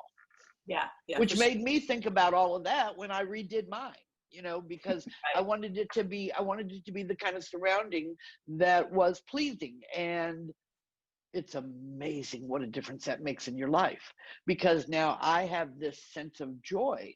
It's a sense of comfort. It's a sense of happiness, and that always will correlate to good health. Yeah, for sure. And by the way, I heard about those 2 fabulous chandeliers in your kitchen too. So, okay, so wait, I'd love to welcome, we have some illustrious guests that are gonna share some light on the topic. I'd like to introduce, so Adam Gibson, CMKBD of Adam Gibson. So what is it, Design for Living, right, Adam? Yeah, that's the tagline, Design for Living. I love that. And you're out of Indianapolis, huh? I am, yeah. Yeah, so tell us, I have a whole bio, but I'd like to ask you instead, tell us a little bit about yourself and your work. Well, oddly, I started as a musician. That was my first career. So and as a drummer, so I'm actually tapping my foot. It's not a nervous tap. I'm keeping time. Okay. But you know, after getting off the road and tired of starving, which is kind of how I was, I started a general contracting firm, and people kept asking me to design stuff, and I would defer to the great architects I was working with. And finally, someone just insisted that I design a kitchen, and it snowballed, and it turned out that I really was a pretty good designer and loved it. And this was in Nashville, Tennessee. So we won lots of awards, and then I ended up moving to Indy, and I stopped being a general contractor and just designed full time. And it's not just kitchens and baths by any means. I design houses and all sorts of things. And it's a passion that's become a vocation, and I just love it. Wait, I hear, so you have a lot of certificates. This is kind of amazing. Oh. The Certified Master Kitchen and Bath Designer, Certified Living in Place Professional, Certified Aging in Place Specialist, and a longtime NKBA member. Yeah. Yeah. Well, those are such important aspects, and designing for everyone with all sorts of needs. It started out with just aging in place. I thought that would be an important, because we have all these baby boomers, of which I am one, yeah, who really need and want to remain in their homes. But then it turns out there are hundreds of thousands of other people with other needs. Could be a kid who plays sports and is inevitably going to break something and needs an application so it works well for that person. So I really focus on all sorts of planning ahead, not just beautiful design, which of course is my favorite. Cindy, I have to interrupt. Yeah. Adam, the Certified Master Kitchen and Bath Designer is the highest certification you can get in our association. He's being humble. So he's a master kitchen and bath. Yeah. Amazing, Adam. No, that's wonderful. And all the things that you're doing right now sort of really feed into what we're talking about today and our lifestyle moving forward. Okay, so now we're gonna move to the one and only Martyn Lawrence Bullard. Rock star. Yeah, rock star from LA, who has maybe not the kind of certificates, but certainly multi-award winning Los Angeles interior designer. Martyn, how are you doing? I'm good, thank you so much. I'm thrilled to be here with all of you this morning. And yeah, live and kicking here in my living room in LA. Amazing. So we know him. He's on everybody's top list, the AD 100, at the Elle Decor's A list. We all know him from Bravo's $1 Million Decorators. You were amazing. I enjoyed you so much, Martyn. And the gazillion other TV shows spanning 65 countries. Did you ever think that was going to happen to you? It's wild. You know, I came to Hollywood originally when in my early 20s to be an actor. You know, stars in my eyes like everybody else. Yeah. And so it's been an amazing journey actually, because obviously going from that to sort of bursting into interior design, tripping up into interior design really, has been an incredible journey. And as you said, it's kind of gone full circle because I've ended up doing lots and lots of television. We have shows playing in over 200 countries around the world at the moment. So it has been an amazing journey, but it's been amazing because it's now all about design and interiors and lifestyle. Yeah. And of course, that's something I'm so passionate about and so incredibly lucky that that's what I get to do every day. Yeah, amazing, Martyn. So let's start with you. So, you know, the pandemic hits, and I would imagine that you're very close, your relationship with your clients is a very close one. So what were they saying? What were their needs? What did they want that might be different than what you had been doing before? Well, I think after the initial shock hit in with everybody of sort of being locked down in their homes suddenly, it's been very interesting talking with my clients and interacting with my clients because, you know, the number one thing that's happened is people found that they were using rooms in their home that they maybe didn't use very often. You know, the living room was converting immediately into the office or the kids' playroom or the kids' schoolroom. You know, everybody has been calling me and still calling me to find ways of understanding how they can transform their house into something that still retains great style and luxury, but really is able to work with the new lifestyle that we're having to live in. And of course, people are super panicked about how do we make our homes healthy? What do we do without blowing the roof off the house to kind of make ourselves have a healthy home? And of course, the air quality has been the #1 situation. Everybody's been calling me saying, oh my God, do we remove our air conditioning system, or do we replace it? Or, you know, what do we do? Of course, it's actually kind of amazing because it's not as difficult as people think. There are quick fixes. There are some very pertinent fixes that you can do for that. And it's something that now, you know, 5 or 6 months into the pandemic, we are actually using, we've been working a lot with a company called Delos and their Darwin systems, where they're going in and they're retrofitting people's air. So that's been the #1 quick fix. Obviously, there's a lot more. There's amazing things out there right now that can give you this healthy home. But for me on the design end, it's been more about not so much, you know, what color fabric we're going to put on our sofa now. It's how do we make our homes healthy for my family? And how do I make my home healthy and inviting that I can bring guests or family members back in and they feel safe? Absolutely. It's so true. All the things you said, from air, which is what we don't see, and it's probably most important, to how to live a healthier lifestyle. Adam, what have you been finding? Oh, I agree with Martyn completely about air. Everyone is concerned about it. And it really isn't difficult to add an ERV or HRV, those are heat recovery ventilators, into the existing HVAC system. And it provides clean air exchanges all day long, which is great. And people want to know, and they're more curious now than they used to be about off-gassing and volatile organic compounds.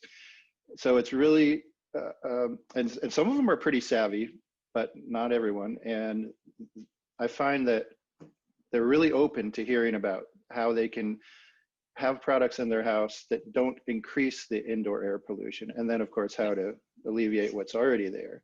And healthy water, like everyone wants a reverse osmosis filter, but they don't want to have those minerals leaching out the stuff in their pipes, and or they want the minerals back into their water. So they're often surprised that, yeah, you can actually have a reintroduction of minerals into your RO. Savvy ones know about UV filtration for their water. But really, oddly, the question I get the most is, how can I make myself look good on a video call? Like, what's the best lighting? so, and I have answers for them because I happen to be a photographer as well. I shoot for. Well, there you go. You just are, do you have a certificate for that too, Adam? I'm working on it. All right. So thank you so much. So Suzie, the healthy living was a key theme of the NKBA Living Impacts Design Research. Can you share some insights from that study? Well, as I said earlier, and I don't want to be repetitive, but the insights that I came away with were really, you know, the wellness and the well-being that people have in their homes, and light and air, again, health and safety. Yeah. It's funny, it's all through the country, it's kind of the same thing. People are very interested in living in a space that they know they're going to keep their family healthy, and that it is going to be an environment that for long-term, for the family, they can bring people there and no one needs to worry.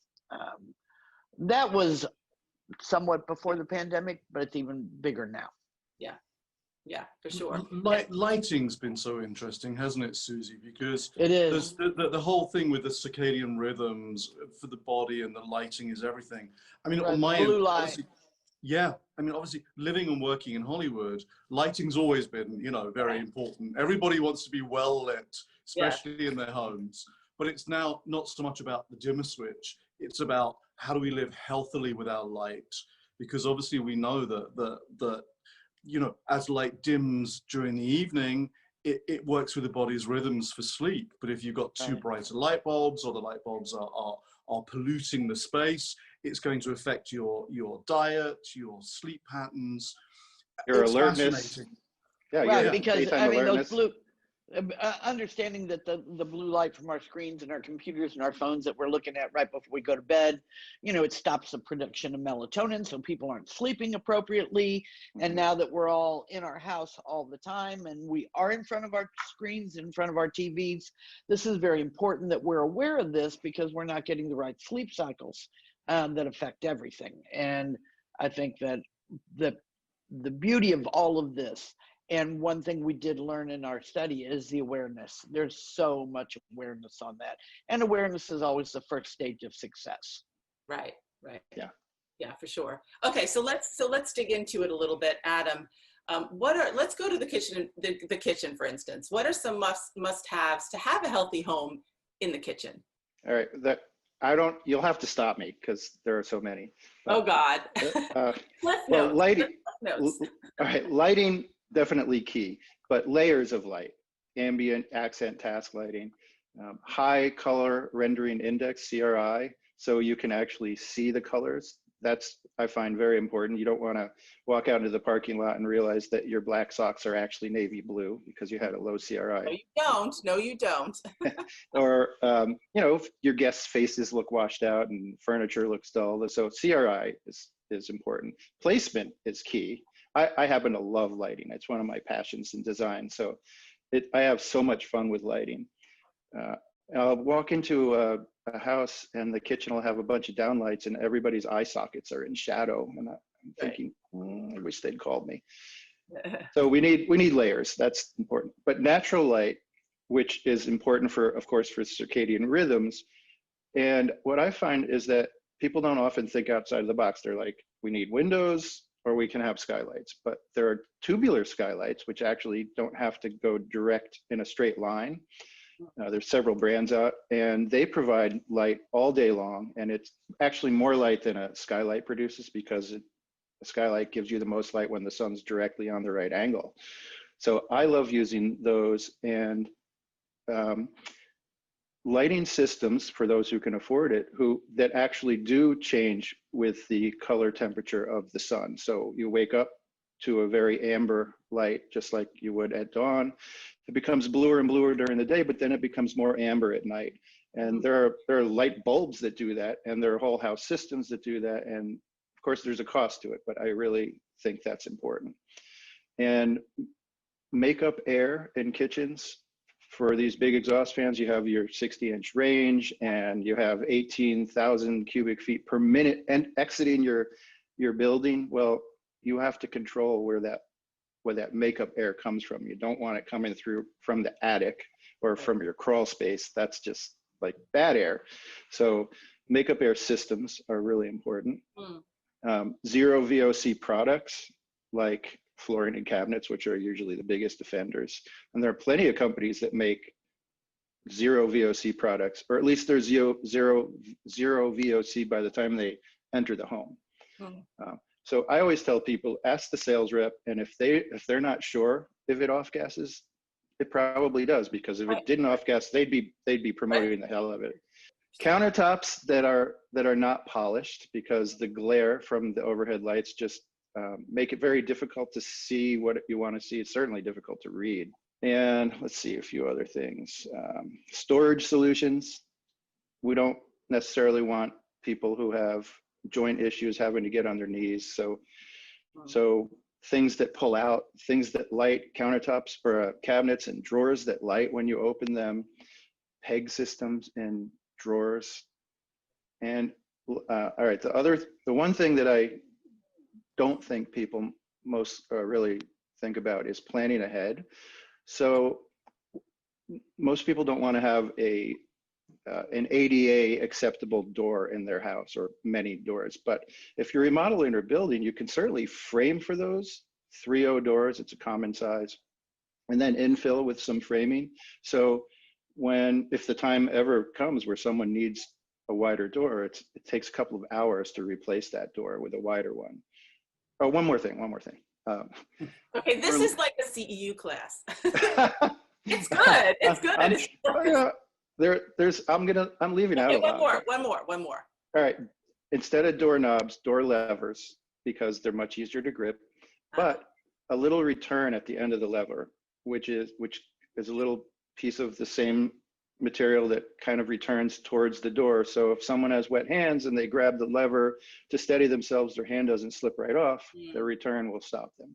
That's smart. That's smart. Okay, that was a big list, but actually very, very useful and helpful. Okay, so Martyn, I want to get to a project. So as we talk about health and wellness and like sort of a spa experience in the bathroom, I know that you just finished an amazing project in Mexico on the Baja Peninsula. So why don't you tell us about that? Because I understand a spa, massage room, yoga, and meditation terrace. Wow. Yes. Yeah. I mean, listen, it's an amazing project. It's obviously not everybody can afford to create that in their own home, but the home spa is something that is such an extraordinary luxury and something that is so prevalent now. People want the ability to have as much of a spa experience in their own home as they can, whether they're in like a small apartment and that's just providing a great shower head that does pulsating rhythms, to like my project in Mexico where we have wet rooms and steam rooms and massage rooms and hammams and, you know, all of those kind of extraordinary luxuries. That's part of the whole wellness situation now, is that people really want to have all of those experiences within their home. And it is available on all sorts of different price points and available, like I said, from literally changing out your shower head to blowing out the bathroom and turning the whole thing into a wet room, steam room. But it's in the conversations I've been having in the last couple of months since my office has been really back up and running, has been people are looking to add every last detail they can think of into their home. So all of the things that they were missing whilst they were in the pandemic and lockdown, like going to a spa, like being able to have a steam, like turning their guest bedroom for the guest that comes, you know, twice a year into a home gym. Yeah. People want to use these spaces and turn them into ways to bring health as well as luxury, but health back into the home in that way. And so that's one of the things that we've been looking at is, okay, how many times does you know, great Aunt Lil come and stay? Is it twice a year? If it's twice a year, then you've got those other, you know, 340 days of the year that you should be using that room yourself for your own wellness, creating your own environment that makes sense. And so we've been doing a lot of that. A lot of old clients calling me and again, what do we do with our living room? You know, we go in and we use it on Thanksgiving and Christmas. Well, now let's work out, what do you do with your living room? If in fact you are missing the gyms desperately, you know, take all the living room furniture out, put it in the garage and put your gym equipment in there. Not the most beautiful solution, but it's a solution that provides health and wellness in this period. Right. And your clients are being more realistic about this too then, right? People are being more realistic. Yeah, I mean, remember, I have a lot of celebrity clientele, and my celebrity clientele, because, you know, they are famous, they can't just go down the road and, you know, buy a bag of sugar. Right. Basically, their homes are always created with that in mind. They, you know, they more often than not will have their spa and their glam room and their theatre and all the things that the rest of us would go out to, they have in their homes. But it's becoming more and more that my sort of regular clients, my non-famous clients, I guess, also want those things in their home now, because they realize that that's the thing that they've been missing so much during lockdown. And they're actually enjoying the fact of being able to do that stuff at home rather than having to go out and expose themselves to COVID or whatever else is going on in the world. Right. And Martyn, what about incorporating elements of biophilia? You have another project too, where you use reclaimed wood and bamboo and grass cloth. Tell us a little bit about that one. Yeah, I mean, honestly, almost in every project now, we're being as green as we possibly can. You know, from the paint, it's so easy to buy the, you know, the non carcinogenic paints. One of the things that I've been doing a lot of, you know, apart from using reclaimed woods and obviously vintage furniture, which is fantastic because it's already here and nobody's making any more off-gassing by making it.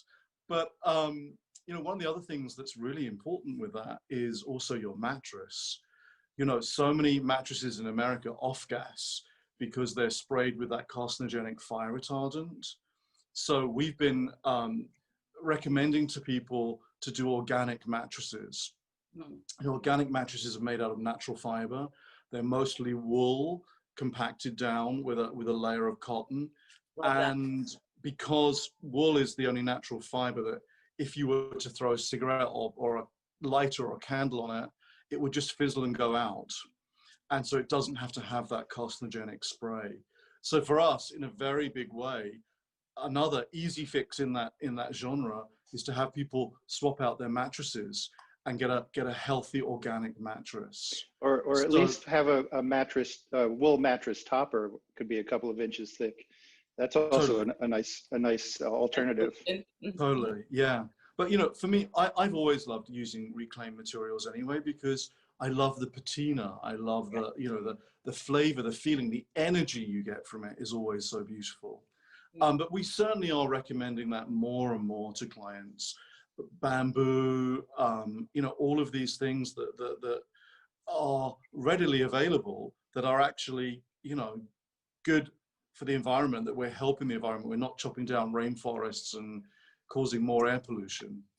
Right. No, so smart. Now, let's talk about another trend, you guys, because we're hearing a lot about the use of smart home technology to improve the health of the home. So Adam, tell us what you've been doing with that.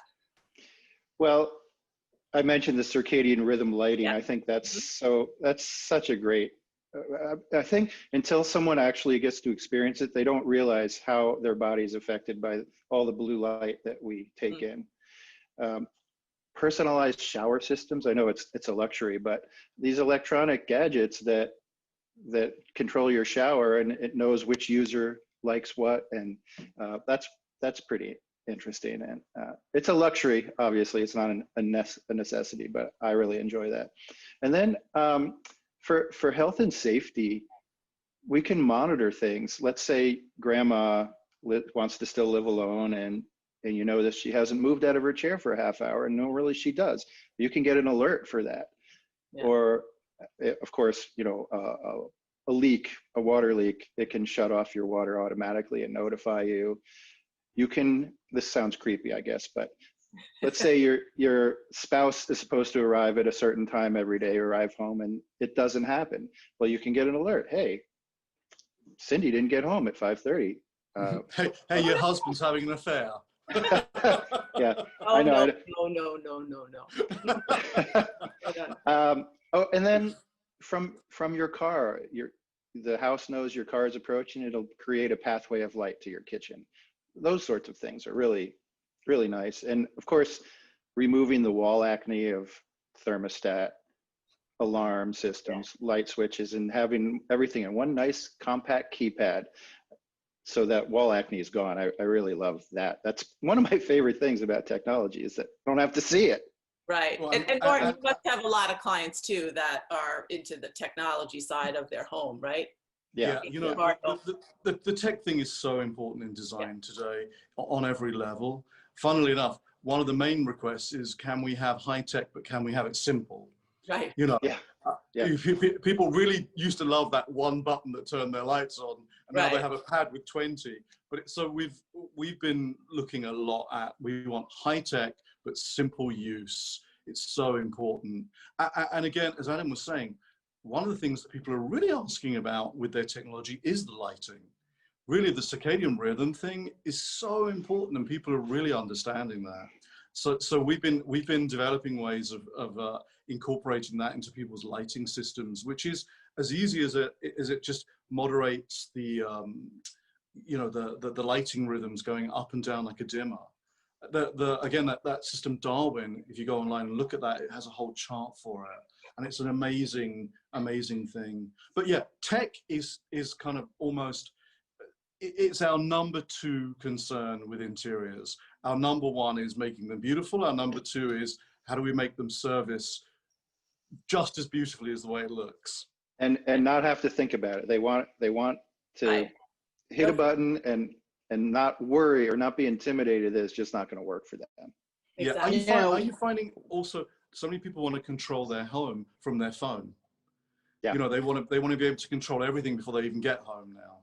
So the phone technology, the telephone technology is becoming even more prevalent in the home, because people want to be able to know that if they do leave their home and go down to the store to buy their milk or whatever, when they get back, they've got their air at the perfect temperature, or the purification is going, so they're going to walk back into a no COVID zone. Yeah. The one thing that Martyn, that you said that I really hope everybody takes with them is it doesn't have to be like over the top expensive. You can do some of these tweaks and changes at any level. I mean, of course, they can go all the way to the top, like this last project you did, but it can be as simple as that different shower head or a hand shower. And, you know, understanding that luxury is really a relative term. And when you're working with the client, everyone has their priorities, where to put their money. If you can find that sweet spot to give them that piece of luxury that gives them a healthier environment, better well-being, you can find that at any level. And I appreciate that you said that. Yeah, Well, I couldn't agree more. Yeah. First of all, you guys, a lot of good tips. Adam, a laundry list of good tips, and Martyn on the other end also. Just it's such a great window into your world and the things you can do at every level, as you said, Suzie. So I can't believe our time is up already. We need to do a round 2 of this, Suzie. Thank you so much, Adam. Thank you, Martyn. Suzie, always a pleasure. Always a pleasure. For everyone out there, take those tips. Be healthy, be well, spread goodness to the world, and we'll see you the next time. Bye, guys. Bye, guys. Bye. Bye. Bye, guys.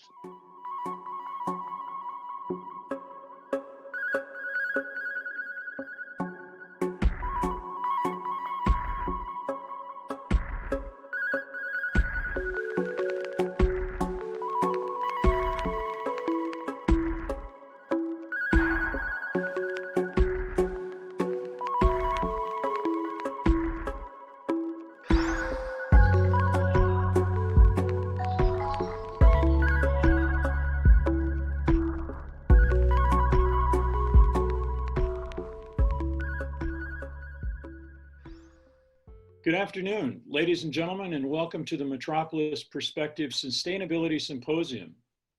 My name is Jerry Croft, and I'm honored to be your Master of Ceremonies for today's program. For those of you who might not be familiar with Metropolis, we are a 39-year-old architecture and design media company with headquarters in New York City. At Metropolis, sustainability is of utmost importance to us and is a thread that runs through everything we do. You will find sustainability coverage in every issue of Metropolis magazine, and our website has full section devoted to sustainability, including our sustainability lab, which we launched this past June. The URL for our lab can be found in the chat room. Please check out the lab and see what our lab partners are doing to drive positive change and help facilitate sustainable design. In 2003, we were the first A&D publication to discuss the link between the built environment and climate change. And we are building on that legacy today by examining new issues and concerns for sustainable architecture and design.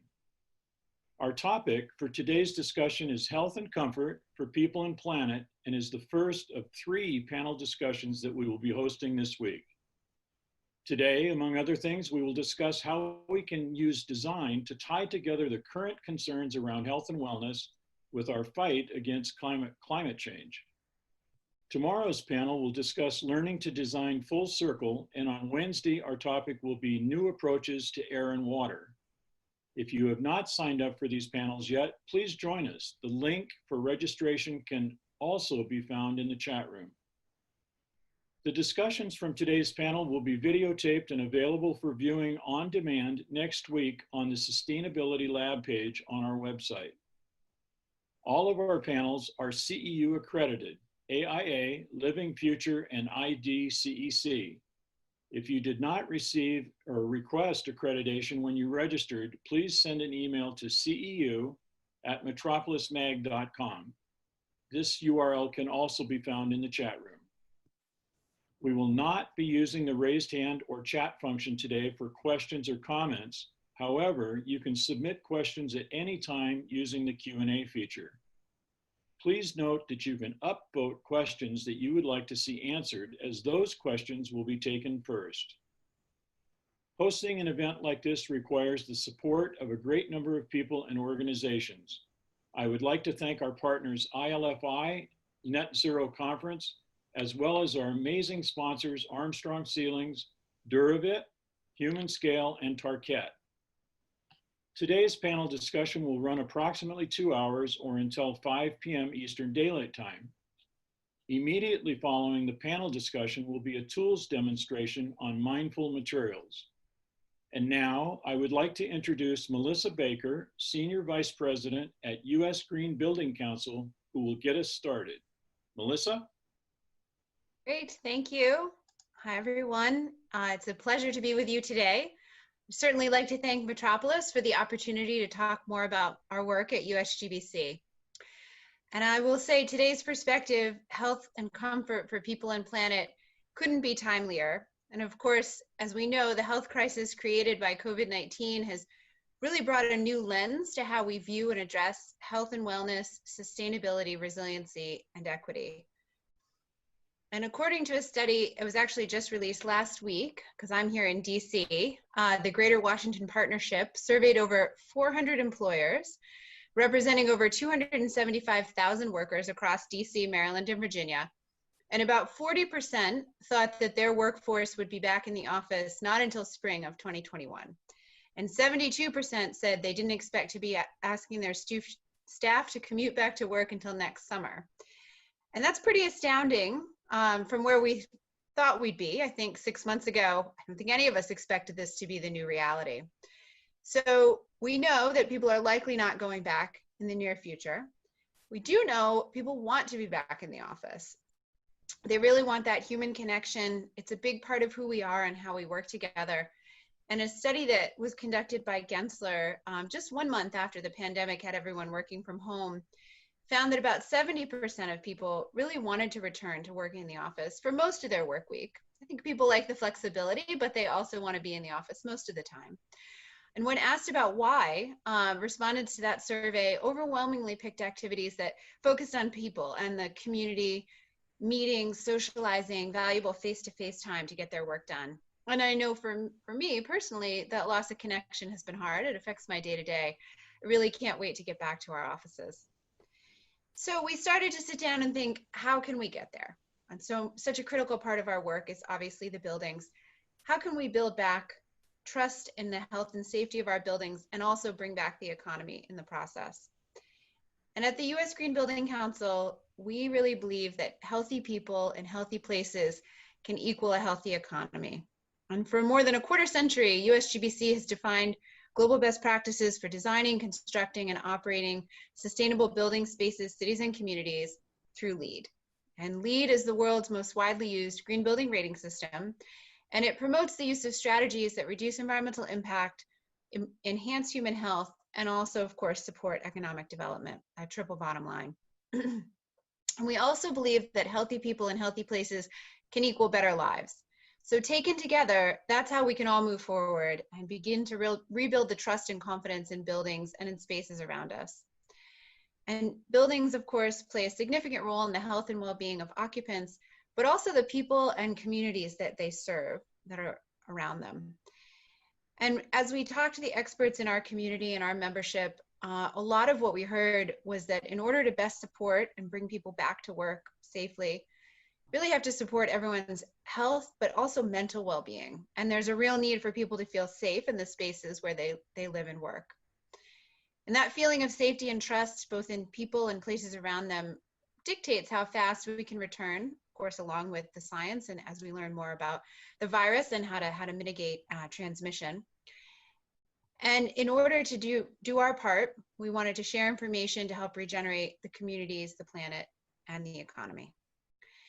So we worked with our member companies, the lead professionals that are part of those companies, and partners around the globe to really try to ensure that sustainability, health and wellness, resilience, and equity are the foundation of every action we take, including any response to the pandemic. And we know that we don't have to choose between public health and a healthy economy and a healthy regenerative planet. And that really, if we want to have a future, it requires all of those things to thrive. And that future has to be readily accessible to all, not just to some.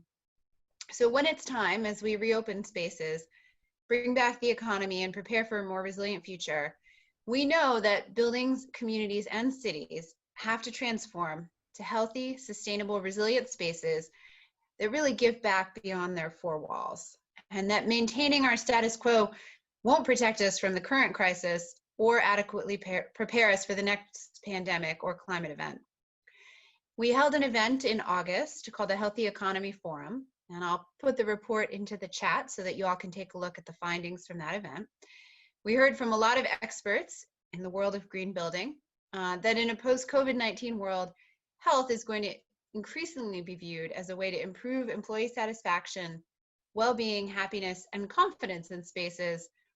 And measures like improved indoor air quality, filtration, access to daylight, better lighting, and a focus on how the physical environment affects employees' physical and mental health is key. Those are strategies that have been central to the green building conversation and the implementation of LEED for many years. We're seeing also an increased focus on equity and a renewed dedication to the most important part of the buildings and communities, of course, the people inside them. USGBC is committed to accelerating this progress by any means so that people can trust their spaces are healthy and have a positive impact. We conducted a survey earlier this year and found that creating a healthier environment is a driving factor in everything that our members do. And our community really cares about each other's health even more than economic benefits from green building. 89% said that contributing to healthier living and working environments for people and creating more sustainable buildings was important to them. And now with COVID-19, public awareness is really being raised about how living and working environments impact health and of course the health of families. And also bringing the intersectionality of health, equity, and resilience to the forefront of everyone's minds, especially how they are fundamentally intertwined with our economic recovery.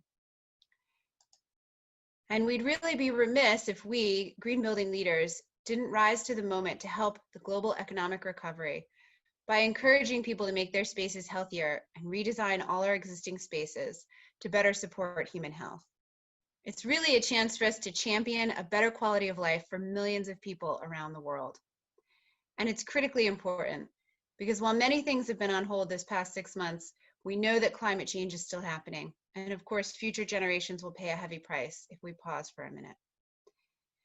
In support of this call for action, USGBC announced our economic recovery strategy called Healthy People in Healthy Places Equals a Healthy Economy, to articulate the interconnected role buildings and communities play in people's health, the environment, and the economy at large. This comprehensive strategy outlined a series of near-term and long-term actions and priorities that will support the global recovery effort and leverage the power of our community to shape healthy, sustainable, resilient, and equitable future for all. So we looked to our community of experts for guidance. We understood the places where we could focus to enhance what already existed in LEED, and of course, further reinforce the steps projects could take to help mitigate the impact of the pandemic. So that took the form of our 6 LEED Safety First pilot credits.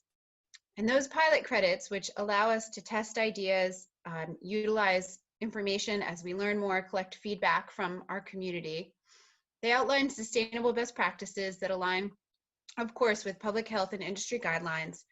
We looked at workspace reoccupancy, social distancing, non-toxic surface cleaning, air quality, water system recommissioning, and pandemic planning. And hundreds of projects around the world are working towards implementing those safety first credits now. And of course, they'll continue to evolve as we learn more and as we get feedback from users. And we designed these credits to really help with one critical step in reopening, which is transparent and multi-channel communication to help build trust with occupants, tenants, and employees. And that includes, not just instituting best practices, of course, but also communicating them, making that part of a clear plan, and then demonstrating that plan, clear signage, progress photos, briefings, welcome packages, digital tools. And an organized roadmap can really show the phases of reentry and corresponding events, keep people knowledgeable about workplace protocols. So in addition to these credits, we also have a program called ARC Reentry, and that's built on our ARC digital data management platform, which provides a set of tools and analytics for facility managers to implement and track workplace guidelines, benchmark infection control policies and procedures, collect occupant feedback, track indoor air quality, and continuously monitor the health of spaces. ARC Reentry is available for free for any project to collect and manage disease control related information. And I'll populate all those links in the chat function of the Zoom meeting so that you can follow up after this talk. So as the science, the public health data on COVID-19 continues to evolve, we're committed to working with our partners in our community to adapt our guidance and add to those best practices. We know that better days are ahead, and if we really recover smartly, embracing science, building performance data and metrics, physical and mental health and wellness, equity and sustainability, we'll not only return to a thriving economy and a pathway to a recovering planet, but we'll also continue to ensure that healthy people in healthy places equals a healthy economy, to learn and benefit from strategies that will make the next global health challenge that much easier to overcome. Thank you. Thank you, Melissa. That was terrific. And now I am proud to introduce today's moderator, our editor-in-chief at Metropolis, Avi Rajagopal. Avi, it's all yours. Thanks so much, Melissa. That's fantastic. Thank you for taking us through the USGBC's thinking around healthy places as well as economic recovery. Today's topic, of course, health and comfort for people and planet is, as Melissa has said, a timely one, not just because of the COVID-19 pandemic, but because I think we are starting to understand health as an important perspective within sustainable architecture and design practice. And as Melissa said, with links to resilience and equity as well. When we talk about something or somebody being healthy, we're not just talking about the lack of disease, right? We're talking about a state of well-being. And it is interesting for us to interrogate what that means for our approach to sustainability, where we must understand not just a lack of negative impact on the environment, but an overall positive impact on our planet. What does it mean for our conversation around equity, where we must understand that it's not just a lack of exploitation, but rather a positive and nurturing effect on people's lives and opportunities. The concept of health really holds far-reaching implications for sustainable, resilient, healthy, and equitable design practice today. So how can the sustainability movement, sustainable design, refocus on tangible and demonstrable positive impacts, not just a lack of negative impact on how people experience buildings and spaces? To help answer that question, I have with me a fantastic group of panelists. Panelists, if you want to come on video now, that would be great. We have with us Jane Abernathy, who is the Chief Sustainability Officer at Human Scale. We have Mara Baum, who is Principal and Sustainable Design Leader of Health and Wellness at HOK. We have Justin Glover, who is the Associate Principal at Studios Architecture, and Tim Schroeder, who is the President of Duravit USA. Thank you all so much for joining today's discussion. Mara, I'd like for you to kick off this conversation as the person on this panel literally with health and wellness in their job title. You've been tracking the intersection of health and sustainability for some time. What new perspectives has 2020 brought to you? Has this year been a bit of a pivot point for you in your practice? Good question. And actually, I would not say that it's been a pivot point from a professional perspective, although obviously we've all had to pivot in some way. There's no getting around it. But I would say it's not a pivot so much of an acceleration, in that I'm not actually doing anything that's incredibly different from before. I'm just doing it a lot faster and with a lot more people. What has really changed, though, is the motivations, obviously, and the reason why. And one of my observations is that now a lot of it comes down to trust. And there's a much stronger interrelationship between health and trust than there had been before. Not only are we trying to design healthier buildings in order to simply, help people be healthier, but also to forge that connection between occupants, between employers and employees, between tenants and landlords. If you don't have that attitude toward health, you're not going to have that trust. And that's been a big change. Right. It's interesting how the COVID-19 pandemic has injected a bit of emotional, I think, connection within the sustainability movement. If for anyone, on this call or otherwise, carbon was an abstract concept and, energy savings were only about the bottom line, I think health has brought sustainability home and made it really human. And I think that's been a really interesting development. As you said, it's not so much a difference in what we've been doing, but rather a shift in focus and a shift in speed. Quick reminder to everybody in our audience today, we will be taking questions throughout today's session. So if anything the panelists say sparks an idea or a question, please go ahead and use the Q&A button to talk to us. We will start taking our questions pretty soon. If you go in there and you see a question that you'd like to see answered, go ahead and click the thumbs up icon below the question. The more votes a question has, the faster we'll bring it to the panelists today. Justin, I'd like to bring you in on the heels of Mara's comments. You lead the Climate Action Committee at Studios, but your focus, your office and your colleagues have been working with USGBC and others thinking about a healthy return to work as well. So what are the intersections between your focus on climate change and this emphasis we have now on healthy buildings? How do those two go together in your view? Yeah, I think that's a very, very central question. Thanks, Avi. Fundamentally, I think those two issues are really one and the same. They're both about health and wellness. The climate crisis we find ourselves in is perhaps a broader and longer version of that question that relates to the long-term wellness of our planet and all of its inhabitants. The emphasis on healthy buildings that we've seen enter into the arena of this broader conversation more prominently over the last few years is really just a smaller, more immediately accessible version of that same question, I think. And that question is, how are we going to deliver an environment that optimizes health in both the short and the long term? I think the biggest shift that we've seen in the last few years is in thinking around, as you say, embodied carbon. Historically, the importance of embodied carbon's taken a back seat a little bit to optimizing for operational carbon, which in the long run makes sense because there are more carbon emissions can be attributed to operational carbon over the entire lifetime of a building. What we're understanding now, thanks largely to Ed Masria, the 2030 Challenge Organization, is that within the next 9 years or so, when our decisions are hugely impactful in terms of long-term, embodied carbon will actually account for a larger percentage of those total emissions when compared to operational energy. On top of that, there is this big push for all electric buildings right now, which will inherently decrease the operational carbon emissions associated with any project as the grid, gets cleaner over time.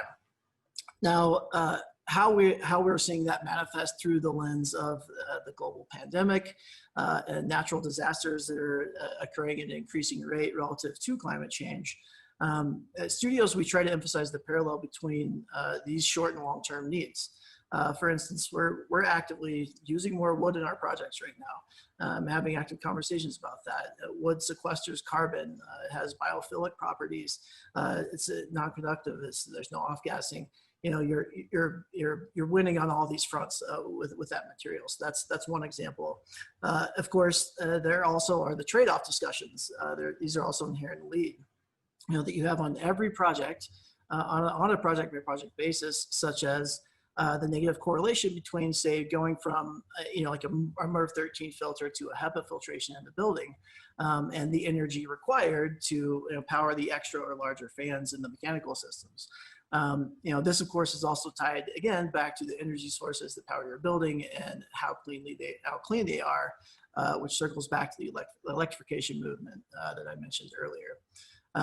So these are some of the ways that we're seeing relationships occur between addressing the climate crisis and achieving high levels of health and wellness for our clients.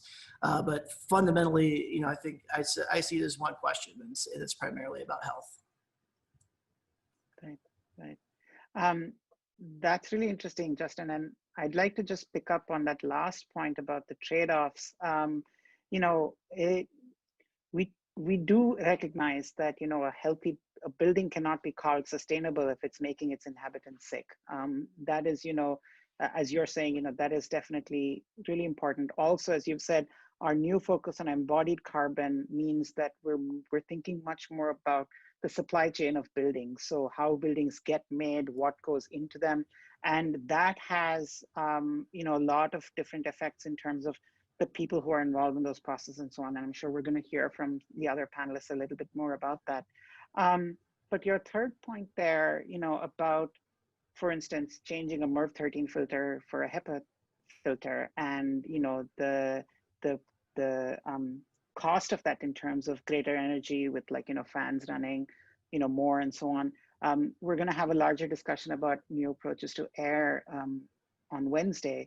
But it really points to one of those issues where we've long time said that ventilation strategies that are more sustainable are either passive or are totally airtight buildings, and yet we're finding that given climate conditions and given what's going on the West Coast at this point and so on, it's very hard for us to take those sort of prescriptive measures. So health considerations, the fact that you can't open a window in San Francisco at this point, force us to think about sustainability in different ways too, and thinking about those trade-offs. I think that's a really interesting point, and we shouldn't be afraid of some of those decisions that we have to make and some of those trade-offs, because that's where sort of real change lies. I'd like to bring Tim in on the health side of this. Duravit has been invested in sustainability. They're manufactured out of the Black Forest region in Germany, and have a whole bunch of water efficiency certifications and so on. But I'd love to focus on the fact that you're in an industry that's centered primarily around wellness, right? Making bath products, it's all about health and hygiene in some ways.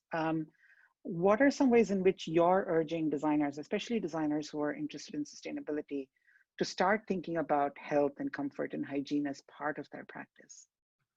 Yeah, well, Avi, I think that it's a very interesting conversation, in that so far everybody is speaking to a holistic view of design as it relates to sustainability as well as health and well-being. And we fall into that same camp, in that a strong design, a universal design that could survive over generations and apply health and well-being in its cycle, is sustainable by its nature. And so I think when you look at material science that's leading improvements towards use and comfort in use, as well as addressing health and well-being, is really what's driving our industry in kind of an accelerated orientation to sustainability. Our industry by nature is sustainable. We're looking to reduce water use and energy use. But if you look at good design or sustainable aesthetics that then last the test of time, you could argue it's sustainable there as well. And if we address the health and well-being that crosses generations and or provides dignity and aging in place or a longer cycle within the product use, then it also argues to this idea of health and well-being underwriting sustainability. Yeah, I mean, that's, I think, really interesting, and so particular, I think, to the bathroom segment. we should all be thinking about accessible spaces as a way of creating resilient and sustainable spaces, right? We should all be thinking about spaces that can be used by all sections of people for extended periods of time, and that, provide a positive impact on the lives of people of all ages and abilities. But with bath fixtures, you've been thinking about that particularly, for a long time, because the bathroom tends to be such a focus of, universal design and accessibility, and the ADA, the Americans with Disabilities Act in particular, which makes it, important for aging in place and things like that. I thank you for bringing that in, because I think that's important as we're talking about health and wellness, that we're not just talking about health and wellness for working age population, people who are going to offices, and people who belong to a certain ability group as well. The other point, of course, about long-lived and durable design, objects that, don't go out of fashion or out of trend, but rather are designed to be useful to people over the course of a lifetime. Again, specifically in the bathroom sector, that is a really interesting kind of intersection of sustainability and well-being. Jane, Human Scale sits at that intersection as well. Human Scale was a pioneer in ergonomics, especially in office furniture, and also an early sustainability pioneer. And today you have living product certifications for your products as well. What is it that your products are already, as I said, at that intersection? What is it that you're focused on next in terms of tracking wellness and sustainability, or health and sustainability? Yeah, that's a good question. I think it's been interesting to watch the overall conversation in sustainability go from looking at energy use, environmental footprints, to looking at how people are affected. And so one thing that was really interesting in getting the Living Product Challenge and achieving that is there are all the credits around calculating your footprints, your water footprint, and your carbon footprint and energy footprint. But there were a lot of criteria around how the workers are treated, whether they have access to nature, how we affect our supply chain. A lot of different human impact elements were looked at through that certification as well.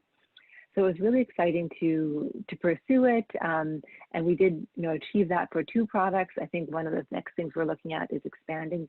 So by achieving the entire Living Product Challenge for 2 products, we kind of were able to prove concept and set up the structures and systems that we would need to kind of step up across the board. And so that's what we're looking to do this year, is really have a number of our the majority of our products meet the Living Product Challenge across the board. The other thing that we've been looking deeply into is, we've been looking at materials for a long time, and materials health. It's fully an extension of how we approach products. Our products are intended to keep people in healthy body postures and keep people healthy. Then it makes perfect sense to look at the materials we're using, make sure those are also supporting people's health. And we've actually started to expand on that perspective and say, okay, it's very useful to look at whether this is going to affect the person who's going to, say, sit in our chair for 15 years, but also what's happening earlier on, what's happening in the supply chain before it gets there. And often those are taking place in factories, potentially, depending how deep you go into the supply countries or different types of communities. And some places, we're finding that the regulations are not as strict, and some of the environmental, protections are not there, or the protections for workers are not there. So that's been an area we've been starting to dig deeper into, is what's happening in the supply chain, how are the materials we're using affecting the workers and the supply chain throughout, which tends to be global when you go back far enough. So it does end up with a global perspective on health, and then wraps all back up into a final product that might end up in somebody's office.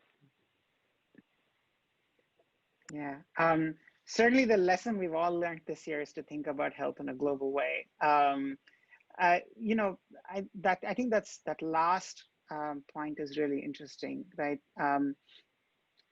Just to recap, everybody, just to go through all the insights that have been gathered so far. Mara, you spoke about sort of, health and wellness always being part of sustainability practice.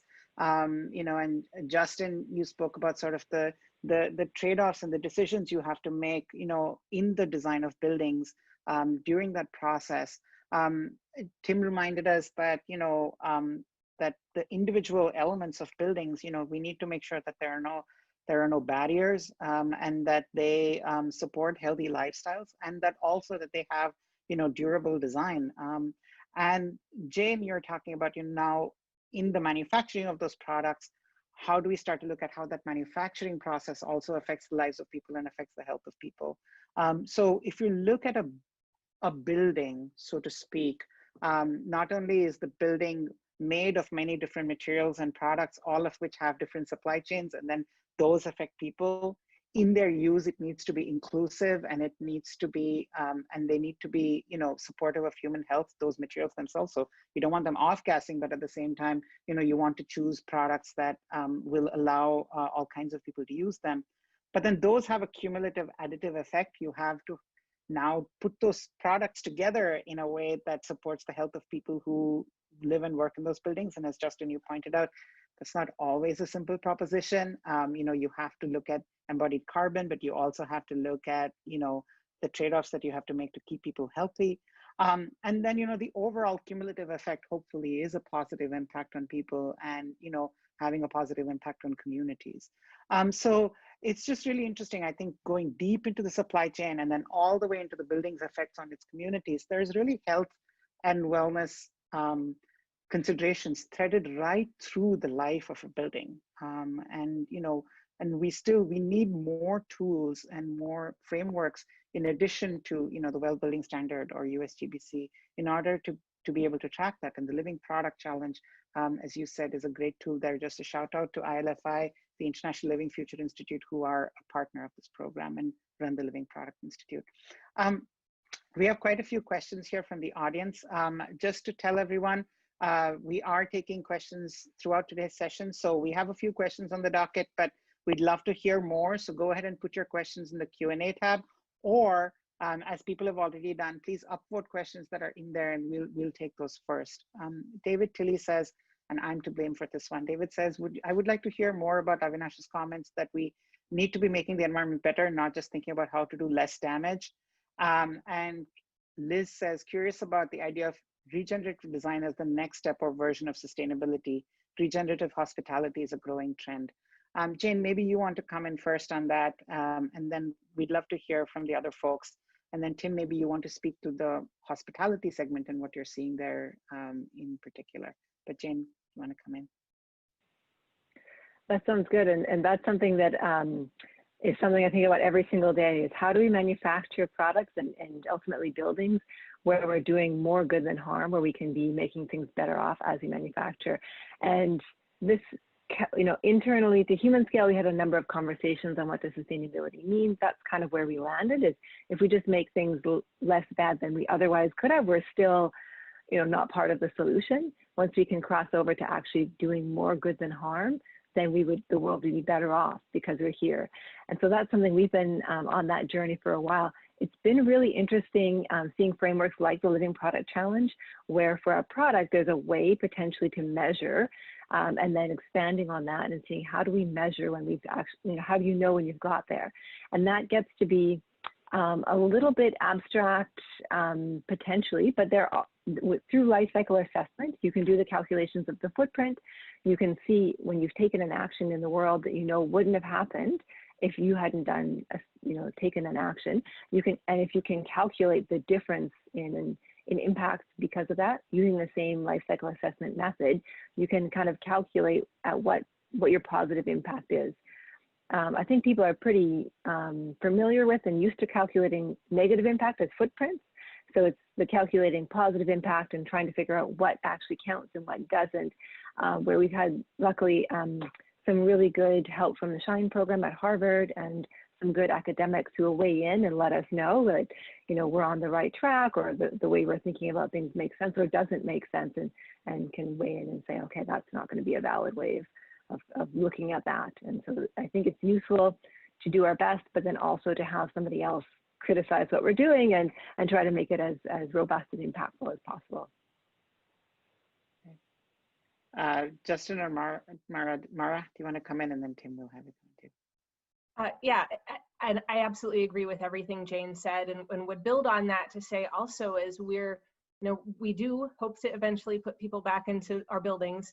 And as we do that, we need to do a much better job of thinking about how are we creating spaces, not merely just so they're not getting sick, which is absolutely our necessary mindset right now, but rather what can we do to make sure that they are absolutely thriving, that these buildings are regenerative for the humans, and not just for the kind of global environment. Of course, very intimately connected there, and that includes all the basics like reducing stress and many of the most typical topics that we're accustomed to.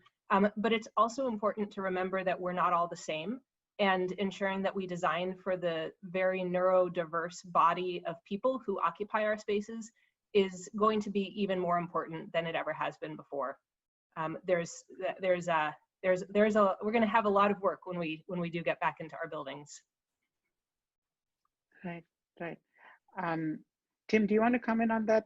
What is the scope for sustainable or regenerative design within the hospitality sector as you see, because you have a closer view of that sector than I think most on this panel? Well, I think that the thread that's running through all of the feedback of the panel today is this idea of the stronger the footprint of sustainability, the better we address the trust of the user or the comfort of the user. And this idea of trust and or the regenerative hospitality, discussion, you really imagine that they have to provide a usable environment that's applicable to multi users and different physical or mental abilities. And in the case of addressing the concerns of their audience, it's through smart design, it's through clever application of material science,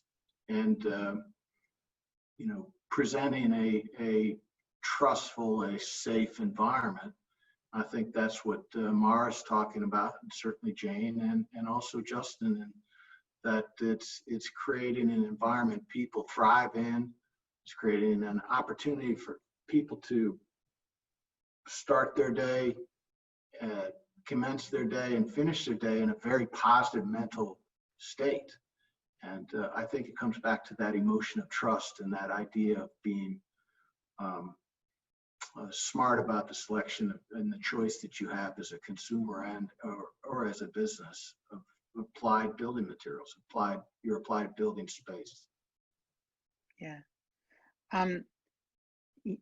Thank you for bringing that word trust back into the conversation. Mara had started us off with that thought. It's just, again, I'm really struck by how much the conversation around sustainability has shifted from, metrics that are easily measurable to, emotional states, to things that, motivate people, to this idea of people thriving, the idea of people, trusting spaces. None of these were, to any great extent, I think, at the heart of the discussion around sustainable architecture and design, barring, a few people at the edges of the industry, cutting edge of the industry. So it's just interesting to see that become mainstream. Justin, I'd love to bring you in on this. We have a question from Jeremy Noel, who actually was a panelist on one of our previous events in July. Jeremy says there are a few financial tools such as PACE and power purchase agreements, which can protect the operational improvements of our projects, right? As you said, that sector is well supported and it's growing. There are also energy codes which ratchet up performance requirements over time. So, energy codes are getting more progressive. We know that, California right now, probably the most progressive in the country, but certainly, huge incentives in Washington and Oregon and other states as well for sustainable work. Are there any equivalents to these operational focused strategies and tools, but that are focused on embodied energy or carbon of our projects? And what about health focus? So are there any policy tools or strategies that are useful in thinking about embodied carbon and about health? And we'll let Justin take that, but then if anybody else knows of any, I'd love to hear about it too. Sure. Off the bat, I don't know of any specifically financial tools that would be the equivalent of a PACE loan or a PPA or something like that at the moment. But there are strategies absolutely tied to these things that I think you could use. Historically, what we used to do is go in, and we're working with a jurisdiction. We would go in and say, hey, listen, we'll do a LEED Platinum building, and then we can hop to the front of the line and get the building permitted faster, like some of these sort of strategies. I think in the current conversation, I think you can start to talk about embodied carbon and materials and transparency and material health with those same jurisdictions for those same benefits on a project. And I think that's one aspect that I think is definitely usable right now. Another thing I would say, it's in that same arena, tied to the health and wellness issue, is we're certainly getting a lot of input from all of our clients on well and fit well and all these health and wellness certifications. And I think it ties back to this thread we're talking about of being able to trust the environment that you're in. And I think that that has a huge presence in the market right now. It's a huge marketing piece for a lot of the developers that we work with. It's definitely a big one. So I think all the importance of those issues are massive in the market, and they're not financial tools, but I think they're big conversations that can have good amounts of leverage for you and your clients. Yeah, basically, while there are not incentives maybe in place, there's definitely a robust business case available. Mara, you wanted to comment on that? Yeah, there are incentives in the residential market. Fannie Mae and Fitwel have partnered together for that. I'm less familiar with the details, not working much in that sector. But they're also, and Justin mentioned Well and Fitwel certification. Well also offers a deeply discounted program for government agencies, nonprofits, and projects in developing countries. And so that can be very helpful as well. And then the original question had a reference to, I think it was a reference to changing building codes. And we're definitely seeing a lot of that. Of course, not as much as I'd like ever, but as an example, the California Mechanical Code just upgraded so that in the 2019 code cycle, all new construction needs a MERV 13 filter. That's up significantly from the MERV 8 before. So we're starting to see the movement on that, but it has been slower, unfortunately, than it has in other parts of the sustainability world. Right. Liz Mazursky has a follow-up question for you, Mara, about building for neurodiversity, and that's been seconded by somebody. So do you want to talk a little bit about that? You're still on mute. Yeah, sorry. So it's a big and gnarly topic, but I will say, if you're looking to do a deeper dive, Google HOK neurodiversity. A broad group of my clients colleagues has done some really fantastic research related to that topic and issued 2 publications that are really accessible to designers. But the general idea is that we've developed our framework around design largely for a neurotypical population, which only makes up somewhere between half and 2/3 of us, depending on what environment we're looking at. And certainly there are some building types that are particularly the organization that occupies those buildings may be particularly well suited to individuals who do have some type of neurodivergence, which can be a really broad range of differences. And these are differences between us that make us really excel in fantastic ways, in different ways. And so designing to support a broader range of neurodiversity is a really successful strategy, particularly for those organizations that thrive on creativity, or thinking in different ways, thinking outside the box. And so there are a lot of different ways to think about that, whether we are focused on creating big open spaces or enclosed focus spaces, a combination, bright colors, muted colors. There is really a spectrum of different ideas and opportunities. And it literally is a spectrum. What is perfect for one person will be the complete nightmare of another person. And that is very much a challenge that we as designers face. But I think that this is going to be a much more important topic over time as we become more aware of the benefits of these neurodiverse people and circumstances, it becomes a very important part of many of our buildings. Right, absolutely. If we're talking about health and comfort and well-being, we can't not ask health and comfort and well-being for whom, and definitely neurodiversity is going to be such a big part of that. Just a reminder to everyone, we're here talking about health and comfort for people and planet. And with us are Tim Schroeder from Duravid, Justin Glover from Lardic Sargent, Mara Baum from HOK, and Jane Abernathy from Human Scale. Thank you all so much for joining us. Thanks also to our sponsors of today's event, Armstrong Ceilings, Target, Human Scale, and Duravid for supporting today's discussion. For those of you listening in, we're using our Q&A function for questions today, so please continue sending your questions in. We see a few on the docket already, but we'd love to have as many of your questions as possible for the panelists, so please go ahead and use that. If you look in the chat window, of course, we have been posting references that the panelists have been making throughout today's discussion. Some of the panelists have put in some references there as well. A wonderful article by Kay Sargent from HOK on neurodiversity was also published in the June issue of Metropolis. I believe there's a link to that in the chat right now. Don't use the chat to get us questions. Please continue using the Q&A button for questions, but you might want to paste out some of the references in chat once in a while as the panelists speak. We have a question here from Katie Graves, who says, when do you think that healthy building materials and systems will become more accessible to all? I often hear that budget is in conflict often with companies looking to become more sustainable, at least in upfront costs. When do you see this becoming mainstream so all companies have access to healthy materials, sustainable products, etc.? As the manufacturers on the panel, maybe we should go to Tim and Jane first. Do you often get a cost question when it comes to sustainable product, and how do you usually handle that with your specifiers or clients? And then I'd love to hear from Mara and Justin about how they handle that on their end too. Well, if I may, we're seeing the material science that would have added costs maybe 4 or 5 years ago becoming a standard in application. And so if we look at a Hygiene glaze product that we have, that's coming across in all products, surface material treatments.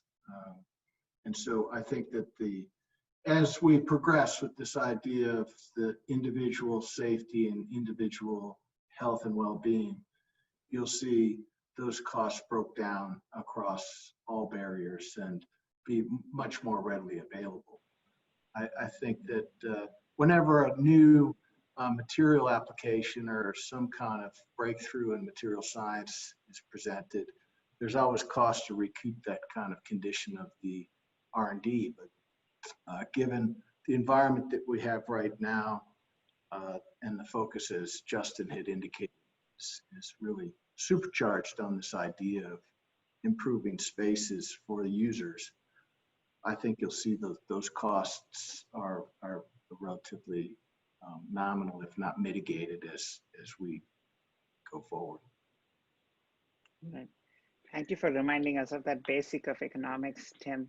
The more people ask for sustainable products, the more the price is going to become accessible to everyone. So, the more you use your specifying power to support the products that matter, the more the costs are going to become accessible for everyone. Jane, you wanted to come in.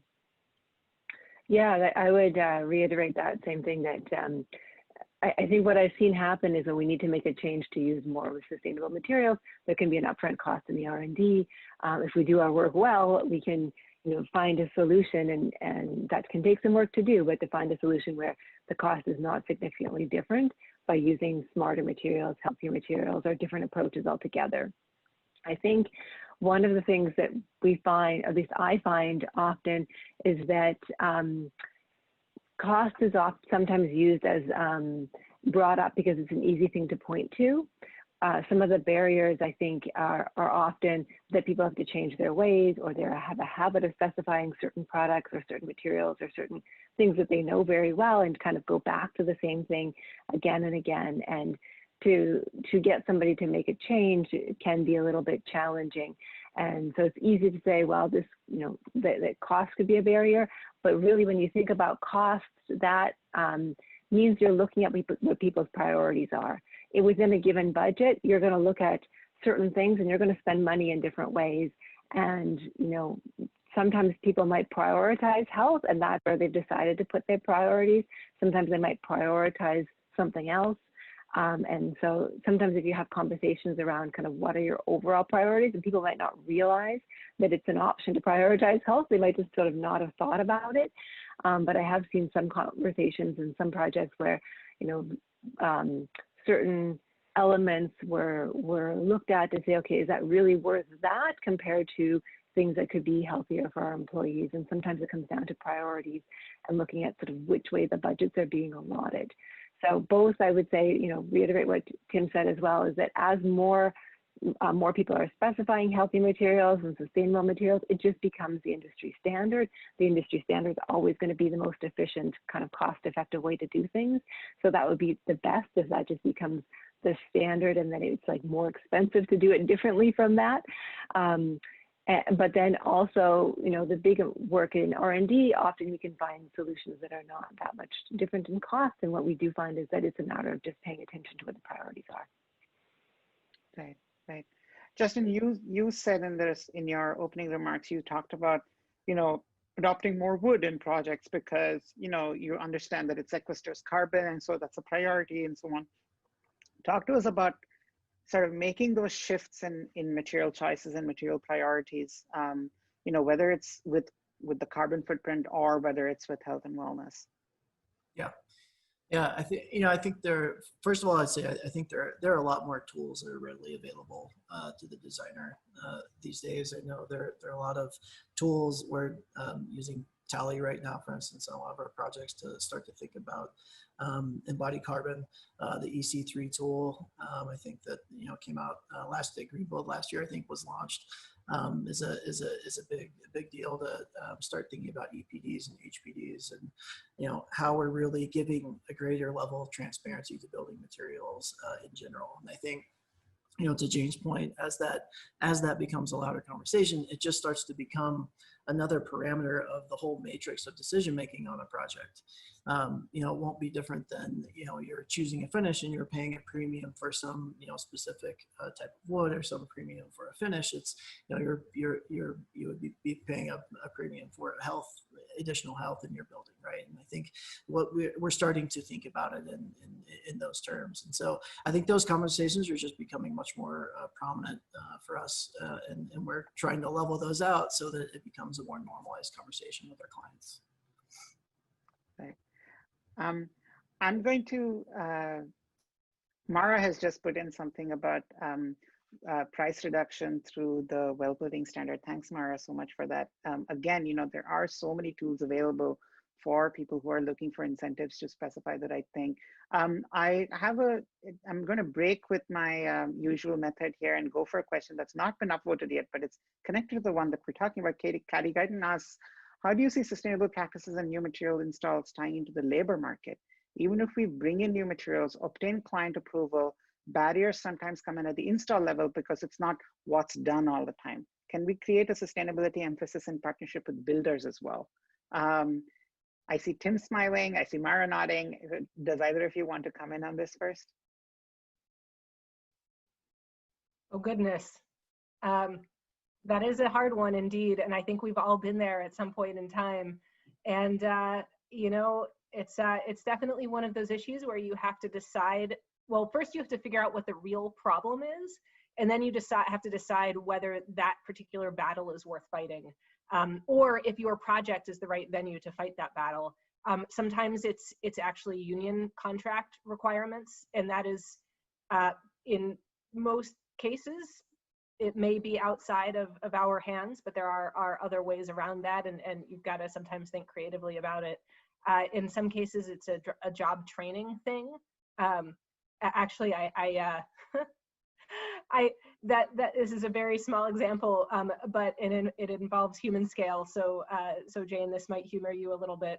I have been before you know, before we all left the office, I had been piloting what at the time was a really cool new product from Human Scale, a desk, and no one could figure out how to install it from within. There's a very fixed number of people who install desks within the building I work in. There are a lot of limitations, no access to outside labor. And so we had to really, you know, we had to really dig in and figure it out, and they were committed in it, and it worked great. And now they can do it all the time. And they definitely, they didn't quite say flat out no at the beginning, but they were really close. And that wasn't nearly as tough of a sell as some of the other circumstances we've had, but we had to figure out what the real challenge was, what the actual barrier, what was their personal motivation or their professional motivation to not want to do it. And you know, in that case, we were able to make it happen. Unfortunately, it doesn't always work quite as smoothly as that one did. Right. By the way, I just want to say, if you are a contractor or work for a GC or are in the building trades in any way and you have an opinion on this topic, Metropolis would love to hear from you. This is one of the things that we're definitely trying to reach out to the building trades about and understand better what their barriers and what their problems and might be. I know that, you know, many trade unions are for sustainable practices and are actively trying to encourage that. There have been some interesting moves at recent trade union conferences in the past year where there have been sort of groups and resolutions formed around sustainable building practices and seeing that as a necessary reskilling of the building industry. So all hope is not lost yet. You know, everybody wants to do the right thing. We just need to find the right incentives to help them do it. I just want to you know, remind everyone, we are taking questions to the Q&A function today. There's some great questions here already. Today, speaking of Justin's earlier point about, you know, the tools available for people to make the right decisions around materials, we are having a demo of mindful materials in about a half hour, so stick around for that. The next question is, you know, right at the heart of this wellness versus sustainability debate. Sometimes Kristen Suzie says, I'm curious what the panelists see about the balance of antimicrobial materials, which may be helpful in the short term as part of human health-centric pandemic toolkit against their known negative impact for downstream ecosystems and antibiotic resistance in human populations. How do you see these materials being used in the short and long term? We were bound to have this question. Does anybody want to comment on that and set the record straight? I'd be happy to start the conversation on that one a little bit. Antimicrobials is first of all, just for any folks who don't happen to sort of have it present in mind, that antimicrobials is a really broad term that can mean anti-mold, antifungal, antibacterial, doesn't necessarily have any effect against COVID. Something can very legitimately be marketed antimicrobial, and it's actually intended to be antifungal. And that is legitimate marketing, like, you know, communication from a company. So just be aware when you see the word antimicrobial, doesn't necessarily mean it's going to do anything for COVID specifically. So that's the first thing to keep in mind. The second thing is how effective antimicrobial coatings are on the spread of disease, and that's another thing that is kind of rarely studied. So when we do the test, and we have some, you know, surfaces that are inherently antimicrobial and some that we're looking at coatings, and we do have one surface that does have a coating. When the test is being done to decide whether something is antimicrobial, the tests, how to do the test are very clearly outlined. There are standards for how to do that, but deciding what passes to make that claim of antimicrobial, there is no guidance on that. So that is up to the manufacturer to decide. We decide that we're going to keep it at a very high amount of effectiveness, like 90%, 99%, but a manufacturer could decide they want it to be, say, 20% effective and continue to make that claim. So just be aware when you're seeing the word antimicrobial, you may be hearing one thing, but what is being said to you might be a different thing. And you may be thinking that it's helping against the spread of COVID. It may be an element that is not even intended to do that, or not even very effective against, you know, the microbes that it can affect. There are also antimicrobial is just an effect. So it doesn't tell you what kind of chemistry is being used. There's a huge range of chemistries, from some that are benign, including surface textures that, there's no additive or no added chemistry there, to some that are quite toxic to the microbes, but then also toxic to humans and are bioaccumulative and stay in the environment and do accumulate. So it's a very long sort of conversation to be approached very carefully if you're thinking about using antimicrobial additives or coatings. They could potentially be useful sometimes, but it's something to be very, to look into deeply to make sure you're doing it well. Right. Justin, do you want to come in? Well, just one other piece. I think, one, this conversation of antimicrobial services is kind of front of mind right now, but I think there is a broader conversation about microbial diversity and the health related to that. And I think that's another side conversation of, a diversity of microbes is, actually tied to a healthier environment. It allows your body to react and to build immunities to all these different things. So I think that's a part that doesn't get discussed enough, is that the diversity of use is actually something to strive for. And it's a really interesting conversation between all the filtration now that we're filtering everything more and more and more and trying to get all these things out. But in reality, the diversity of the mix of all those microbes is actually a good thing. And there are a lot of ties to asthma, nut allergies, like all these sorts of things. They're kind of longer term health issues for people. And I think that's a part of the discussion that is left out sometimes. I think is important just to kind of throw into the mix. Right. Mara, you wanted to come in? Yeah, I really appreciated what Jane said about the really incredibly broad range of what's covered under this concept of antimicrobial. But I feel like this has been in the media just enough now, but I want to make sure that you all do realize that the vast majority of the random miscellaneous products out there on the market that call themselves antimicrobial are in most cases not actually necessarily particularly beneficial for COVID, and in many cases may cause more harm than good, both in terms of the persistent bioaccumulative toxins that Jane mentioned, but also in terms of the impacts that they may have on our attitudes towards maintenance. And there has been countless, studies time after time that have debunked many of the favorable ideas around antimicrobials. And this has been pretty well published, but the CDC does this thing politically where they bounce back and forth. Yes, they're good. No, they're not. Usually they're in the not good category. But it's really heavily buried on the CDC website related to COVID. That is in most cases not necessarily a good answer. There's a few slim exceptions in some circumstances, but be extremely wary of the dozens of manufacturers who are suddenly pitching their new antimicrobial, anti-COVID types of products. You should see that red flag quickly. Right. Again, I just want to point out, from Metropolis's research as well, the CDC several months ago, revised their guidelines to say that surface transmission is thought to be not the primary mode of transmission for COVID-19, and that airborne transmission is likelier.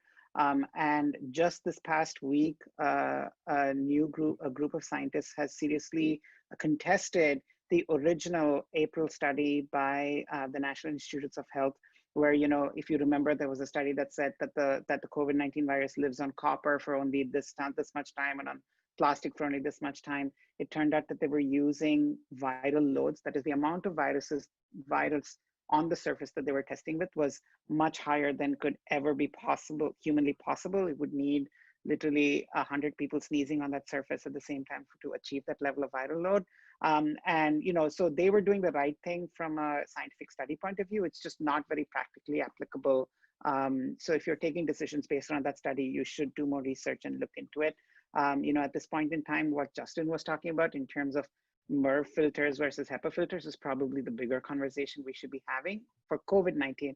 However, as Jane pointed out, there's many applications where you do need antimicrobials, including healthcare. Tim, you want to comment on that? Yeah, and I think it's been reiterated by all the panelists, is that just do your research. I think that there are plenty of material surfaces that aren't necessarily addressing COVID per se, but are addressing a renewed emphasis or focus on health and well-being in your space. So there's certainly sound engineering and argument behind materials that provide antimicrobial. It's just you have to do your research and understand what's the application. Yeah, and Tim, you remind me, just as Jane also said, Duravit has plenty of glazes that, are sort of ultra smooth and at the, microscopic level don't allow for, microbes to hold, of course, effective against different class of microbes. Jane, you spoke about surface texture as an antimicrobial strategy. Recently people have been looking at ultra smooth surfaces as a way of, guarding against microbial transmission, especially in healthcare spaces. So, there's lots of ways for us to be having antimicrobial performance, but in a sustainable way without, without resorting to chemicals that where all the evidence is not clear quite yet. Tim. Well, I would add, Avi, that also just as a function of ease of use. I know somebody brought up maintenance as a topic, and the requirement of certain maintenance to have very caustic applications. And so it's a balance of smart product and smart use, smart application, I think, that people have to focus on. Absolutely. Use is not just about, again, end users using it, but we have to think about maintenance stuff. We have to think about cleaning protocols. We have to think about all of those things when we talk about health and wellness as we make material choices for buildings. We have quite a few comments and questions on the docket here. I'd like to actually just bring up a couple of sort of comments here. Mara, you'll get a kick out of this one. One of our attendees says, we've been approached about doing an entirely red list compliant hospital, but found it pretty difficult to stay on budget and OSHPD compliant. Mara also works with the healthcare sector. Yeah, good luck with that. Probably not possible.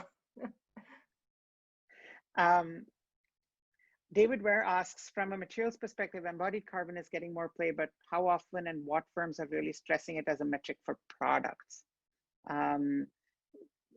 Justin, any thoughts on that? What metrics are you using for embodied carbon? Do you see that, taking off really with firms?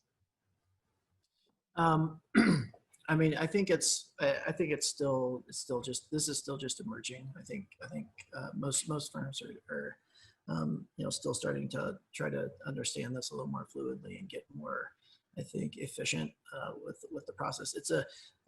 It's a lot of information, and I think it's historically just been too thorny of a problem to tackle, and the data points haven't been there. But we are getting to a point now where we do have the data points, when we are being able to piece them together in a meaningful way and be able to compare products against one another in apples to apples fashion. EC3 I mentioned earlier is a great tool for that. There's other LCA calculators for concrete mixes. I think that the thing that we're finding is that you can really focus on probably somewhere between 5 and 10 materials specifically, and really address those. And it's not a huge time sink, and you can hit a very large percentage of the embodied carbon in your project. If you're focusing on your concrete and your steel and your glass and your aluminum, if you can just line those up and focus on those main problematic materials, then I think that's kind of the way that we're starting to lean. I think that's an efficient way to go about it. Right, absolutely. I think with current thinking, certainly, the embodied carbon of things like concrete and steel are really important. I think though, for interior designers who are listening in, when you're thinking about renovation and adaptive reuse, then the calculus for interior designers might shift a little bit, and things like flooring and tile and ceilings might become much more important from that perspective, because they represent a big carbon footprint within interior design. Just so again, a small comment here, Justin. Anne Cunningham. Hi, Anne. Thanks for joining us. Says, I'm on a project where the use of wood is being discussed. Unfortunately, the cost of wood has increased significantly and likely will continue to do so given the current devastation occurring in the West Northwest region. You know, again, I think natural materials are tied to the same environmental degradation processes that were just to use natural materials in the first place. So something like wood, unfortunately, climate events, you know, do affect the price of wood, and so that's a good thing to point out. We have an interesting question here. Oh, Kate Knecht, by the way, just put in a resource for greening healthcare called mygreenlab.org. We'll get one of our editors to put that into the chat for all of you. That seems like a great resource. Several people thanking us for talking about antimicrobials. Ronald Avery asks an interesting question. Can we build structures that increase immunity to disease rather than sterile buildings? So again, you know, thinking about not just a negative, a less of a negative impact, but can we actually build immunity? I mean, we know things like biophilia work in that regard. We know access to sunlight. Any basic principles that you guys can think of that support better health, not just less bad health? Yeah, I mean, absolutely. You hit on some pretty important ones: biophilic design, daylight design, really excellent ventilation, active design, being able to keep occupants moving around, design for ergonomics. All, you know, those are really all the basics. But there's, you know, an interesting notion of specifically if you're talking about about infection prevention. So how can we keep people from passing their germs from, you know, one person to the next, and to also have a more robust immune system, you know, beyond the ventilation strategies, of which there are many and are really the foundation of that conversation. You know, Justin mentioned earlier the notion of the beneficial biome, and being, I feel like over time, probably in the next generation, we're going to be able to design the biomes of our buildings. The University of Oregon is doing some pretty fantastic research on that now. And we're, I mean, it's like literally a whole new world of incredible knowledge that, you know, maybe in 20 years, we'll be able to specify which type of microbiome we'd like for which parts of our buildings as they're built out. And there are, you know, sprays that Duravid and Human Scale or other applications that they can provide as a, you know, as a different option on their products to be able to offer different types of microbiome opportunities that's intended to balance out whatever happens to be already present in your local ecosystem, which of course varies from place to place. So that may not be the strategy you'll implement tomorrow, but certainly a host of very general, broad, healthy design strategies. All of those things that we've been doing to address chronic diseases, like trying to get people more physically active, trying to bring people more bright daylight to stimulate circadian rhythm. All of those things are now even more important because they're helping, you know, helping to support our immune system, but they're also helping to support improved health outcomes from COVID. There are a lot of comorbidities associated with COVID that tie back into those chronic health conditions that healthy buildings are able to support and improve. Right. Well, Avi, I think at least in our industry and several others, the immediate application is more and more contactless use or interface with materials in the space. So you'll see more and more going to your phone, more and more interaction that you could provide without coming into contact with the product or with the surface.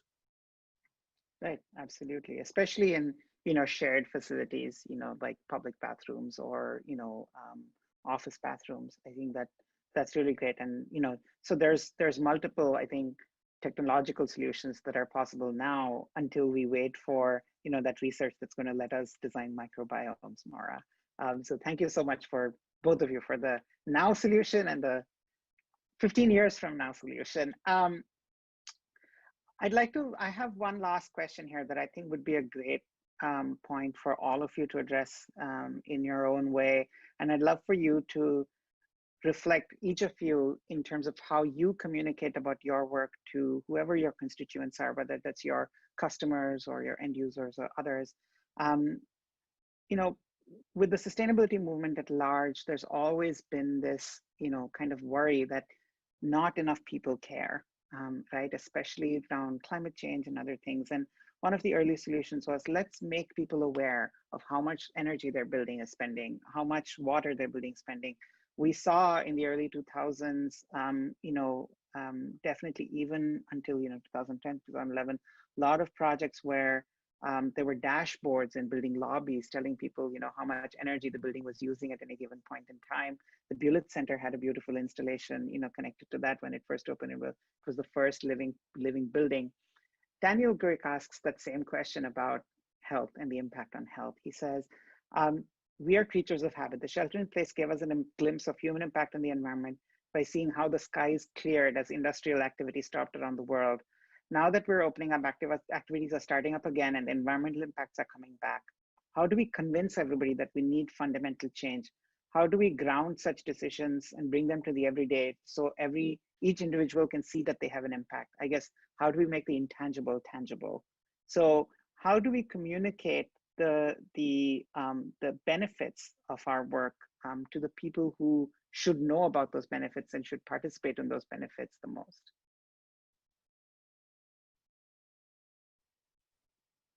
I've been using the AutoCase tool to calculate triple bottom line costs and triple bottom line benefits. That helps to monetize the financial value of things like air pollution. And because of a pretty robust database that AutoCase offers, I'm also able to identify, for example, if I'm looking at an electrification strategy for buildings, is that electrification strategy going to be better or worse environmentally today based on what the local utility infrastructure looks like, how clean or dirty the power grid is, for example, because it's definitely not the right solution today everywhere. And then if I am implementing an energy saving strategy, either through operational energy use of the building or embodied carbon reduction, that tool can help to monetize what the value is for the air pollution improvements or the air quality benefits, and as well as the kind of the global climate benefits. And it's oftentimes those local air quality benefits that are the biggest lever that we have, particularly for organizations or individuals who are far more committed to human health than they are to, climate change. And there's a pretty good part of our country, I work in a lot of those parts, a pretty good part of our country that is far more invested in health than in climate. Yeah, I think you have to address the individual desire for the health and well-being, as well as interest to sustainability, but also to this business case that you reference. It has to hit the bottom line. And so our communications focus on conversations like we're having today. It starts at the individual. It starts at kind of the base of communications, and everything that we try to do is to argue for a holistic approach to health and well-being as well as sustainability. But I do think you have, as Mara suggests, there's an individual that is or is not focused on health and well-being or on sustainability, and then there's the business kind of bottom line that has similar kind of divergence. And so it's a function of communicating to the ones that agree with us and want to pursue topics that we're discussing today, and just keep foot on the gas in that communication. Right. I think I found, all of those strategies can definitely work. I have found that communicating about sustainability, I do need to be fairly adaptable to the folks that are on the receiving end of that. At the end of the day, I don't think I know anyone who hates clean water and hates clean air. We all need it to survive, right? So there's usually some kind of common thread where we can find, this is the starting point where we agree on these things are useful and valuable. Let's build on that. And so that can take a bit of work to figure out, and develop a relationship or communicate enough to understand what would be the starting point. But I do find, and it can be kind of different from one audience to the next or from one person to the next. But it's usually useful to start from a base of where we agree on and how we can move forward from there. Yeah. I think to kind of wrap up here, I mean, I think the time is ripe right now to have this conversation. You know, I think particularly out here in California, you know, we haven't had breathable air in about a month in the whole state. You know, and I think these things are real now. They are presenting themselves in ways that you can talk about with anybody, and you can talk about it in a meaningful way with anybody. And I think it's, you know, just integrating all the thinking that we all have and that we all know into those conversations and normalizing it for everybody and making it a point of conversation is a big piece right now. And I think that will go a long way in pushing this in the right direction. I think the emphasis on health is gonna be good for the climate crisis. Right. Thanks so much for that, Justin, and thank you, everyone. I think you've all touched on really interesting things. You know, one is that we need to build the case, right, and build it in a solid and comprehensive way, as Mara has said. You know, you need to build the triple bottom line case so that you can speak to whoever you're speaking to. There's a piece of it that's going to speak to them, and you're equipped with that. As Tim pointed out, you know, different people are going to have different priorities, and you're going to have to tailor the message to them. And Jane, as you said, you know, sometimes uncovering those priorities can be a conversation in and of itself, right? And so where do you start with people? I think, you know, having that conversation with people, that's really important. And just as you said, but there's no better time for this conversation. You know, we're right in the middle of it. The evidence is incontrovertible, you know, for whichever case. So if people are not very receptive to a climate change message, certainly they can see the health challenges in front of us. If they're not responsive to that either, then certainly there is a huge economic crisis looming all around the world that we're going to be having to deal with. And so there's multiple ways, depending on which part of the triple bottom line you pick, that we can be making the case for more responsible practice. Overall, I just want to thank all of you for all the insights today. It's been absolutely fantastic. We've actually covered so much ground, talking about just broader sort of motivations in the architecture and design world, and the tools and strategies that we can use. Mara and Justin, thank you so much for bringing up some of those very specific tools. Mara, thank you also. Don't think I didn't notice, for putting all the stuff into the chat. Anybody who's not looking at the chat window, this is a good time to go in there and pull out all the good stuff that Mara has put in there. If you miss doing that, don't worry about it. When we post a recap to this conversation, we'll make sure that all of those links are included in there so all of you can catch it. Thank you also for spending so much time talking at the materials level of things. Tim and Jane for giving us that perspective from a manufacturer's point of view, but Justin and Mara also talking to us about that decision making, you know, both from an embodied carbon point of view as well as a health and wellness point of view, because those are some of the most complex decisions facing designers today. You know, it's hard to understand what frameworks to adopt for what materials and to set priorities. We talked, as part of the cost conversation, we talked a lot about priority setting, you know, and that's really important, right? So again, connecting to our last topic, depending on where you set your priority, whether it's the business case or the health case or the climate crisis case, each of those can yield different priorities for material use, can yield different priorities for budgets. It can really shape the way a project proceeds. And so getting those priorities in place is really important. As we do that, we've had lots of conversation around inclusivity today. Mara, thank you for the conversation around neurodiversity. Jane, thank you for bringing in the supply chain. Tim, thank you for bringing in accessibility and people with different ages and abilities. All of those are really important. We cannot have a conversation around health and wellness without being inclusive in that conversation, or we're just going to end up repeating the mistakes of the past. So thank you all so much for contributing to this conversation. Thanks also to our sponsors. Just one last time, Armstrong Ceilings, Duravit, Human Scale, as well as Target for supporting today's discussion. Right now, we're going to, everybody, I would ask you to stay on because we're going to have a demonstration of mindful materials. Laurel is going to join us in a minute, but one last time, thank you to our panelists. Thank you for joining us today. All right. Hello, everyone. Hi there. I'm Rebecca Best, and I'm joined today by Laurel Christensen from Dyer Brown Architects, and I'm with Material Bank. Laurel and I co-chair the A&D working group for mindful materials. And also for the last 3 years, I've been the chair of the mindful materials outreach working group. So today I'm just going to give you a quick little overview of mindful materials. Laurel's going to take you through an entire walkthrough of the library. And I also have an exciting announcement to make, which is why I'm on first. So just what is mindful materials? For all of you who don't know, I'm guessing probably a lot of you have mindful materials accounts already. But for those of you who are just getting a quick overview, mindful materials is a free online product library that allows you to search for products and materials that meet an established baseline criteria for health and transparency. So completely created and driven for industry, by industry, started by HKS in their Dallas office way back in 2014, and now a robust cloud library with over 10,000 materials, over 260 manufacturers, and thousands of A&D using the platform.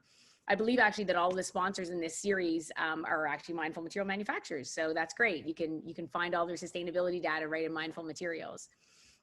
So increasing efficiencies in project workflow by providing a central location to source vetted health and sustainability information is really at the heart of the mindful materials value proposition, and all of these critically important issues that all of you are speaking about today, to find products that meet those needs, and project owners, A&D and brands, all that are working collaboratively to really drive these critical issues in society. Mindful Materials ultimately strives to be this go-to location where health and sustainability information can be found. So now in my work with Material Bank, where A&D can search over thousands of products on a single site, select samples from several brands, and have that all aggregated into a single shipment for overnight delivery, there's a direct connection in our shared value propositions. So really when we look at, kind of serving the A&D market and specifiers and your needs, efficient ease of access to new product information and sustainability data and discovery and sustainability are really kind of this commonality in the shared value propositions. So knowing how important the mindful material library has become to the building industry and the efforts and investments, both time and money, that so many A&D and manufacturers have contributed. Now for the fun announcement, Material Bank and Mindful Materials have collaborated. So launching this November, all shared brands, so those products that are on both Mindful Materials and Material Bank, like Target, for example, when a user is searching Mindful Materials, you as a user will be able to directly sample that product from Material Bank. Members of Material Bank, of which there's 40 or 45,000, so I'm sure many of you on the call today are probably on Material Bank. And if not, feel free to sign up for a free account, to register for a free account. You'll be able to directly search by and access mindful material product information while searching and sampling within your Material Bank account. So we're thrilled to make this announcement. I'm thrilled that at Material Bank, to further increase accessibility to sustainability data, that we're able to do this to help guide the search and sampling of products, not only just kind of all products on our platform, but really help guide that sustainability focus in your sampling and searching. So you'll see a press release coming out shortly, but really excited to share this news with you. It'll be coming out more officially, kind of more in October, right ahead of our launch in November. So now, Laurel, on to you to take them through the platform. Awesome. Thank you, Rebecca. You're welcome. All right. So can you guys see my screen? Yeah, we can see it. Perfect. So this is the Mindful Materials homepage. When you first log on here, you're going to want to click in the library button in the top right-hand corner to access the library itself. And you may need to create a login if you haven't already. This is a free login as well. So once you access the library, you'll see a listing of all the materials here. And it's important to know that those materials with the largest amount of current connected certification data are what appears at the top here. So for instance, the Ultra Spec waterborne paint has the most linked information in the database. So before we apply any filters, that's just what's going to come up first. So on the left-hand side over here, you'll see the search and filter box, and we'll come back to that in a minute. But first, I want to give you a quick overview of these colored buckets over to the right-hand side of the screen. So you can expand each of these buckets by clicking on the little arrow. And the first four, materials, ingredients, environmental profile, VOCs, and material sourcing, these are directly related to the baseline criteria that I believe Rebecca mentioned. So in order to be eligible for inclusion in the Mindful Materials Library, a product has to meet one baseline criteria. And at a quick glance, when you just are first looking here at the library, you can see these different colored icons, and those will indicate which criteria a product meets. So a colored star means that a product has a valid certification or is third-party verified, and a colored dot means that the product has a valid declaration. So to clarify, a star meaning or a certification meaning that this is vetted by a third party, and the dot meaning this is a declaration that's a first-party declaration. The gray stars mean that that certification is expired, and the gray dots mean that the declaration is expired, and the dashes here just indicate that there's not applicable data for that data point. So I don't expect you guys to remember all that. You can always click on this legend at the top right of the screen to reference what those icons mean again. So now let's jump over to the search and filter features on the left-hand side of the screen here. One thing I really like about Mindful Materials is how easy it is to use, whether you do need to comply with a particular credit requirement under a given building rating system, or if you just generally want to select from a pool of healthy materials and products that you know offer transparency documentation. So let's say we do have a project that is going for WELL certification. We can click over here on these arrows to drop down, and let's say we want to comply with feature 97, materials transparency. So you can click here to apply those filters. Up here in the gray bar, you will see all the filters that you currently have applied. Now, what's nice is you can actually apply multiple filters to get really specific about what you're looking for. So let's say we're looking for a sealing product. We can apply multiple features or filters again there. And let's say we want to also make sure that the sealing product is red list free. So now you can see at the top right here, we have 7 materials in the library that meet that criteria. So let's expand some of these buckets to get a sense of how they compare. Again, you see this little question mark icon that gives you some additional information. If we're looking here, we can see there's multiple data points under materials ingredients for a lot of these options, right? So here we can see that this, for reporting, there's multiple data points that report essentially just providing transparency documentation for that product or disclosing the ingredients. And then going a step further, these products have also improved that transparency by manufacturing using fewer chemicals of concern, or potentially even removing chemicals of concern entirely. So if we click on these multiple options here, we get a little pop-up that will show us what specific data points fall under these categories. And for instance, this product, the Armstrong Texam Sealing, has a health product declaration. And the data that the Mindful Materials is displaying here, as you can see by this little R in the green circle, is coming directly from the reporting body. So that's a nice thing to note about Mindful Materials, that there are a lot of integrations with different certifying bodies that allow the information to just pull directly from that certifying body. So that way, when a certification is updated, it can automatically be updated in the Mindful Materials library, and the manufacturer doesn't have to do that legwork of kind of resubmitting the documentation. So as you scroll down here, you can see we've got a number of data points. Again, we've got a declare certification or declare label, living product challenge. Anytime you see this link with the little arrow to the upper right-hand side, you can actually click here to go download that certification documentation directly. Additionally, you can see there's generally a lot of drop-downs here, additional details depending on what that certification includes. And there are also a nice little thing here for possible compliance. So here you can see that this product may be eligible for credits or features under LEED, Living Building Challenge, Reset, or WELL. So if we go back here to our search, we can easily remove any of these filters by just clicking on the little X there, or you can also hit clear all and remove all the filters if you wanted. And the nice thing too is you can actually search for a specific product. So let's say I want to search for task chair. I can just type that in here, and I've got a lot of different options that come up. You can also click on these images to see a preview of the product or the image. So this is the human scale Freedom task chair. It's a great product. Has a number of certification documentations linked here. So when you go to the product profile page itself, you can see, again, significant amount of information is all linked here. And it's important to know that the amount of information you see here is related to how much the manufacturer chooses to provide. So there's a ton of options here. They could even choose to provide CAD and BIM models if they'd like, specification documentation, 3-part specs, product brochures, all located here. And again, you can also easily click on, this link to go directly to the manufacturer's website.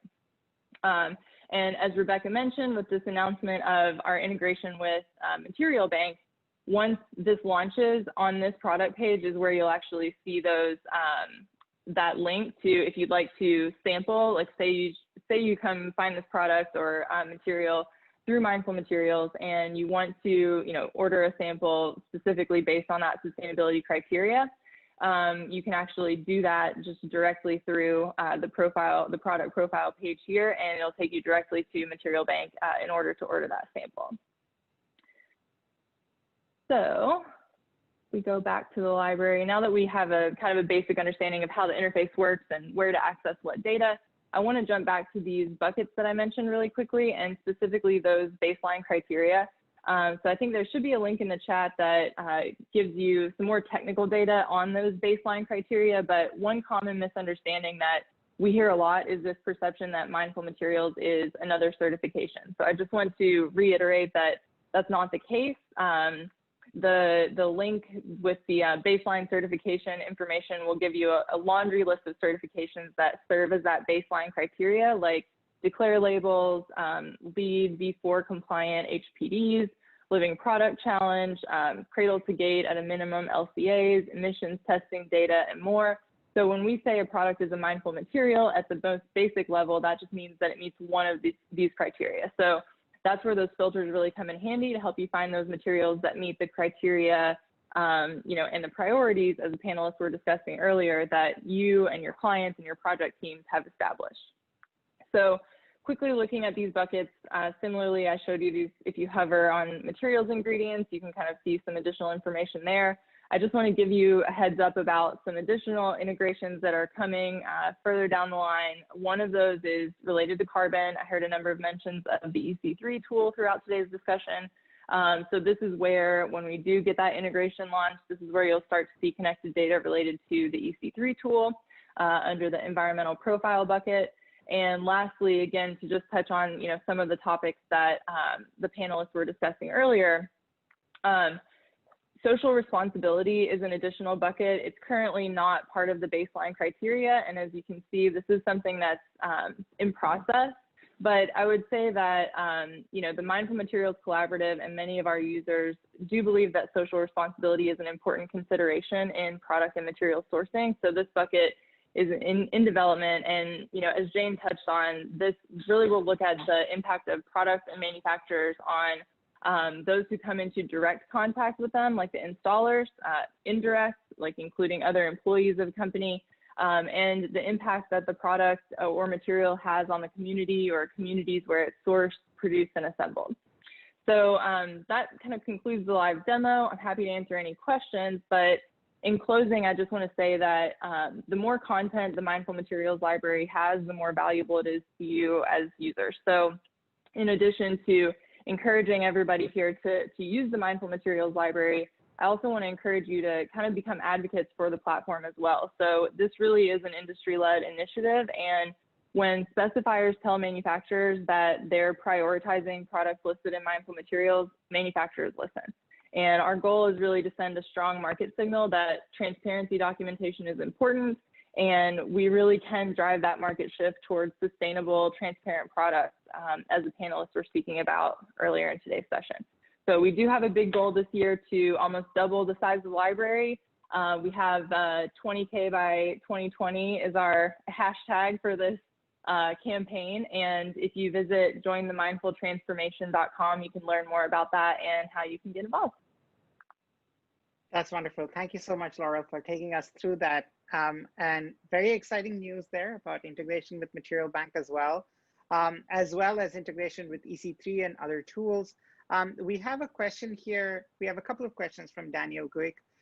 He says, how often is this updated? As in, how is Mindful Materials kept up to date? Let's deal with that first. That's a great question. So as I mentioned, there are a number of certifying bodies that we have essentially an integration with where that data will automatically be pulled. Now that isn't the case for all certifications. So there are some certifications that manufacturers do need to go in and automatically link themselves, or rather manually link, sorry. But that's the nice thing about the icons is it'll tell you whether it's automatically linked, it'll tell you when the product or when the certification expires. So that's a good way to easily tell, you know, as Rebecca mentioned, the goal with Mindful Materials Library is to kind of streamline and simplify and speed up the workflow so that you're not spending time digging through each manufacturer's website to find the latest, you know, certification information, that you can find it all here in one place. Daniel has another question. How are you dealing with companies that have proprietary materials that they cannot disclose? I know there's a broad push towards transparency, but you know, I'm sure this comes up often. Is that dealt with primarily through the company's own declarations? Is that addressed in baseline criteria in some way? Yeah, sure. So as far as baseline criteria, in order to have a product listed in Mindful Materials and be accepted in Mindful Materials, you have to have some level of certification or declaration that's outlined in the baseline criteria. So I guess I would answer that by saying that whatever information that you're able to disclose in order to go through the process of getting either a declare label, HPD, EPD, or what have you, once you've gone through that process where you can share your proprietary information in a confidential manner, well, then that will allow you to be kind of vetted and approved into the Mindful Material Library. So none of the products in Mindful Materials are products without some level of a criteria entry point. So it would really be up to the individual manufacturer to take a look at the criteria and figure out what criteria of the baseline would allow your products to be submitted. Rachel Berman asked, there are many ways to get hazard information without disclosing proprietary information, such as ToxNot, HPD supply chain tool, and C2C. Yeah. It's not a question. I see that. That's great. Thanks, Rachel. So Rachel was making just the point to be able to say that, you know, there's ways to disclose your proprietary information without having it exposed. So be it ToxNot, HPDC, or what have you. And feel free to send us an email and we can point you in the right direction, share the baseline criteria. I think we put both the websites, I think mine and Laurel's information is there. So feel free to email us a question and we can point you in the right direction. Right. I have one question for both of you. Of course, you know, with the integration with Material Bank, you know, there is now this possibility that you can sample right out of Mindful Materials. And of course, you can check embodied carbon through EC3. But are there ways in which Mindful Materials integrates more into the workflow? As in, for instance, instead of using it just as a research and selection tool, is it possible to export, you know, documentation that supports specification and so on and so forth? So go ahead, Laurel, tell us.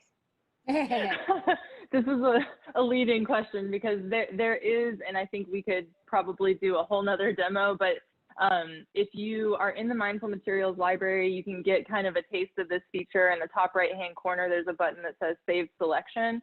And what's nice about this, it gives you a little preview of a platform that's called Matter, which is a paid platform, Mindful Materials being free. What Matter allows you to do is basically consolidate all the spec information for all the products that you've selected, say for a given project, right?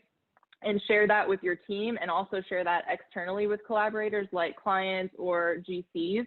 So that way they can easily, just with the click of a button, download all of the transparency documentation they need for any, you know, certifications and things like that. That's fantastic. Thank you so much, Laurel and Rebecca. Anybody who has further questions for Laurel and Rebecca, their contact information is in the chat function. So please go ahead and paste that out if you'd like. Both Mindful Materials and Material Bank are free to register for. They're fantastic tools, especially now with the integration between the two. Mindful Materials, as Laurel reminded us, is an industry-led initiative. It was a grassroots initiative that grew out of the concerns of architecture and design firms themselves, and it has been one of the fantastic tools for driving our industry towards sustainability. So I strongly suggest that all of you get on board. The more people there are, you know, with on platforms like Mindful Materials, the better message it sends to the industry as a whole, that not only do we want and support sustainable products and materials, but that as designers, we're committed to doing sustainable work. Thank you so much, Laurel and Rebecca, for joining us today.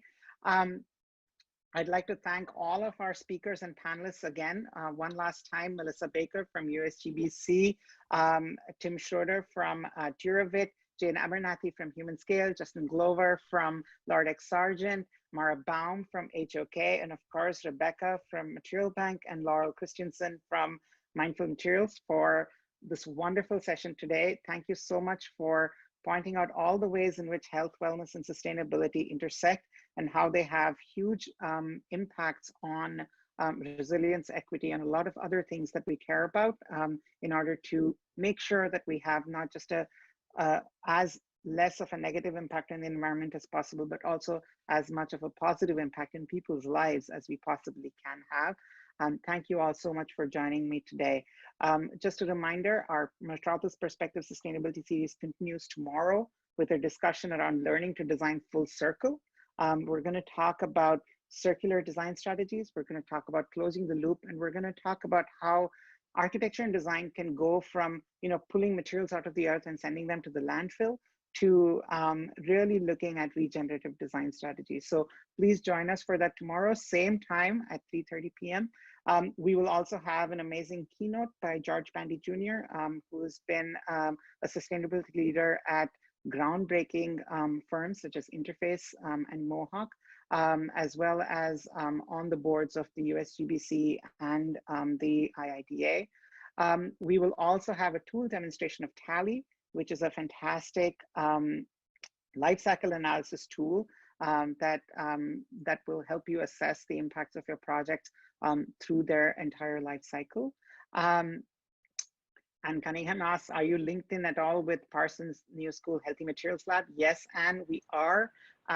We in fact had the Healthy Materials Lab on one of our earlier virtual events this year. We strongly support what they do. I suggest checking them out as well in terms of just some basic introductory information on how interior designers can use materials better to drive sustainable and health outcomes.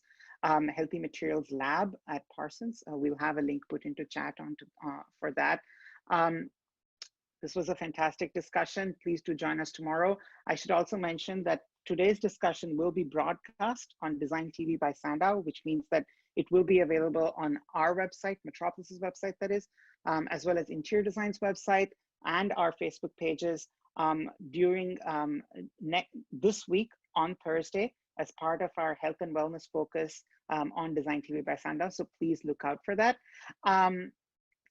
It will also be available on demand on our website at the Metropolis Sustainability Lab next week. The Metropolis Sustainability Lab is a place where Metropolis is trying to gather all the resources that we usually put out around sustainability, resilience, and equity, of course, as well, and wellness. So please visit metropolismac.com/lab to stay up to date with what some of our partners are doing, as well as to see replays of programming like this one. So please go bookmark that, go to metropolismac.com/lab to keep track of this symposium after the fact. But please do join us tomorrow. We look forward to having all of you again. Thanks everyone for all the work that you do, our panelists and our attendees as well. We cannot move the needle on climate change without this community. Thank you so much.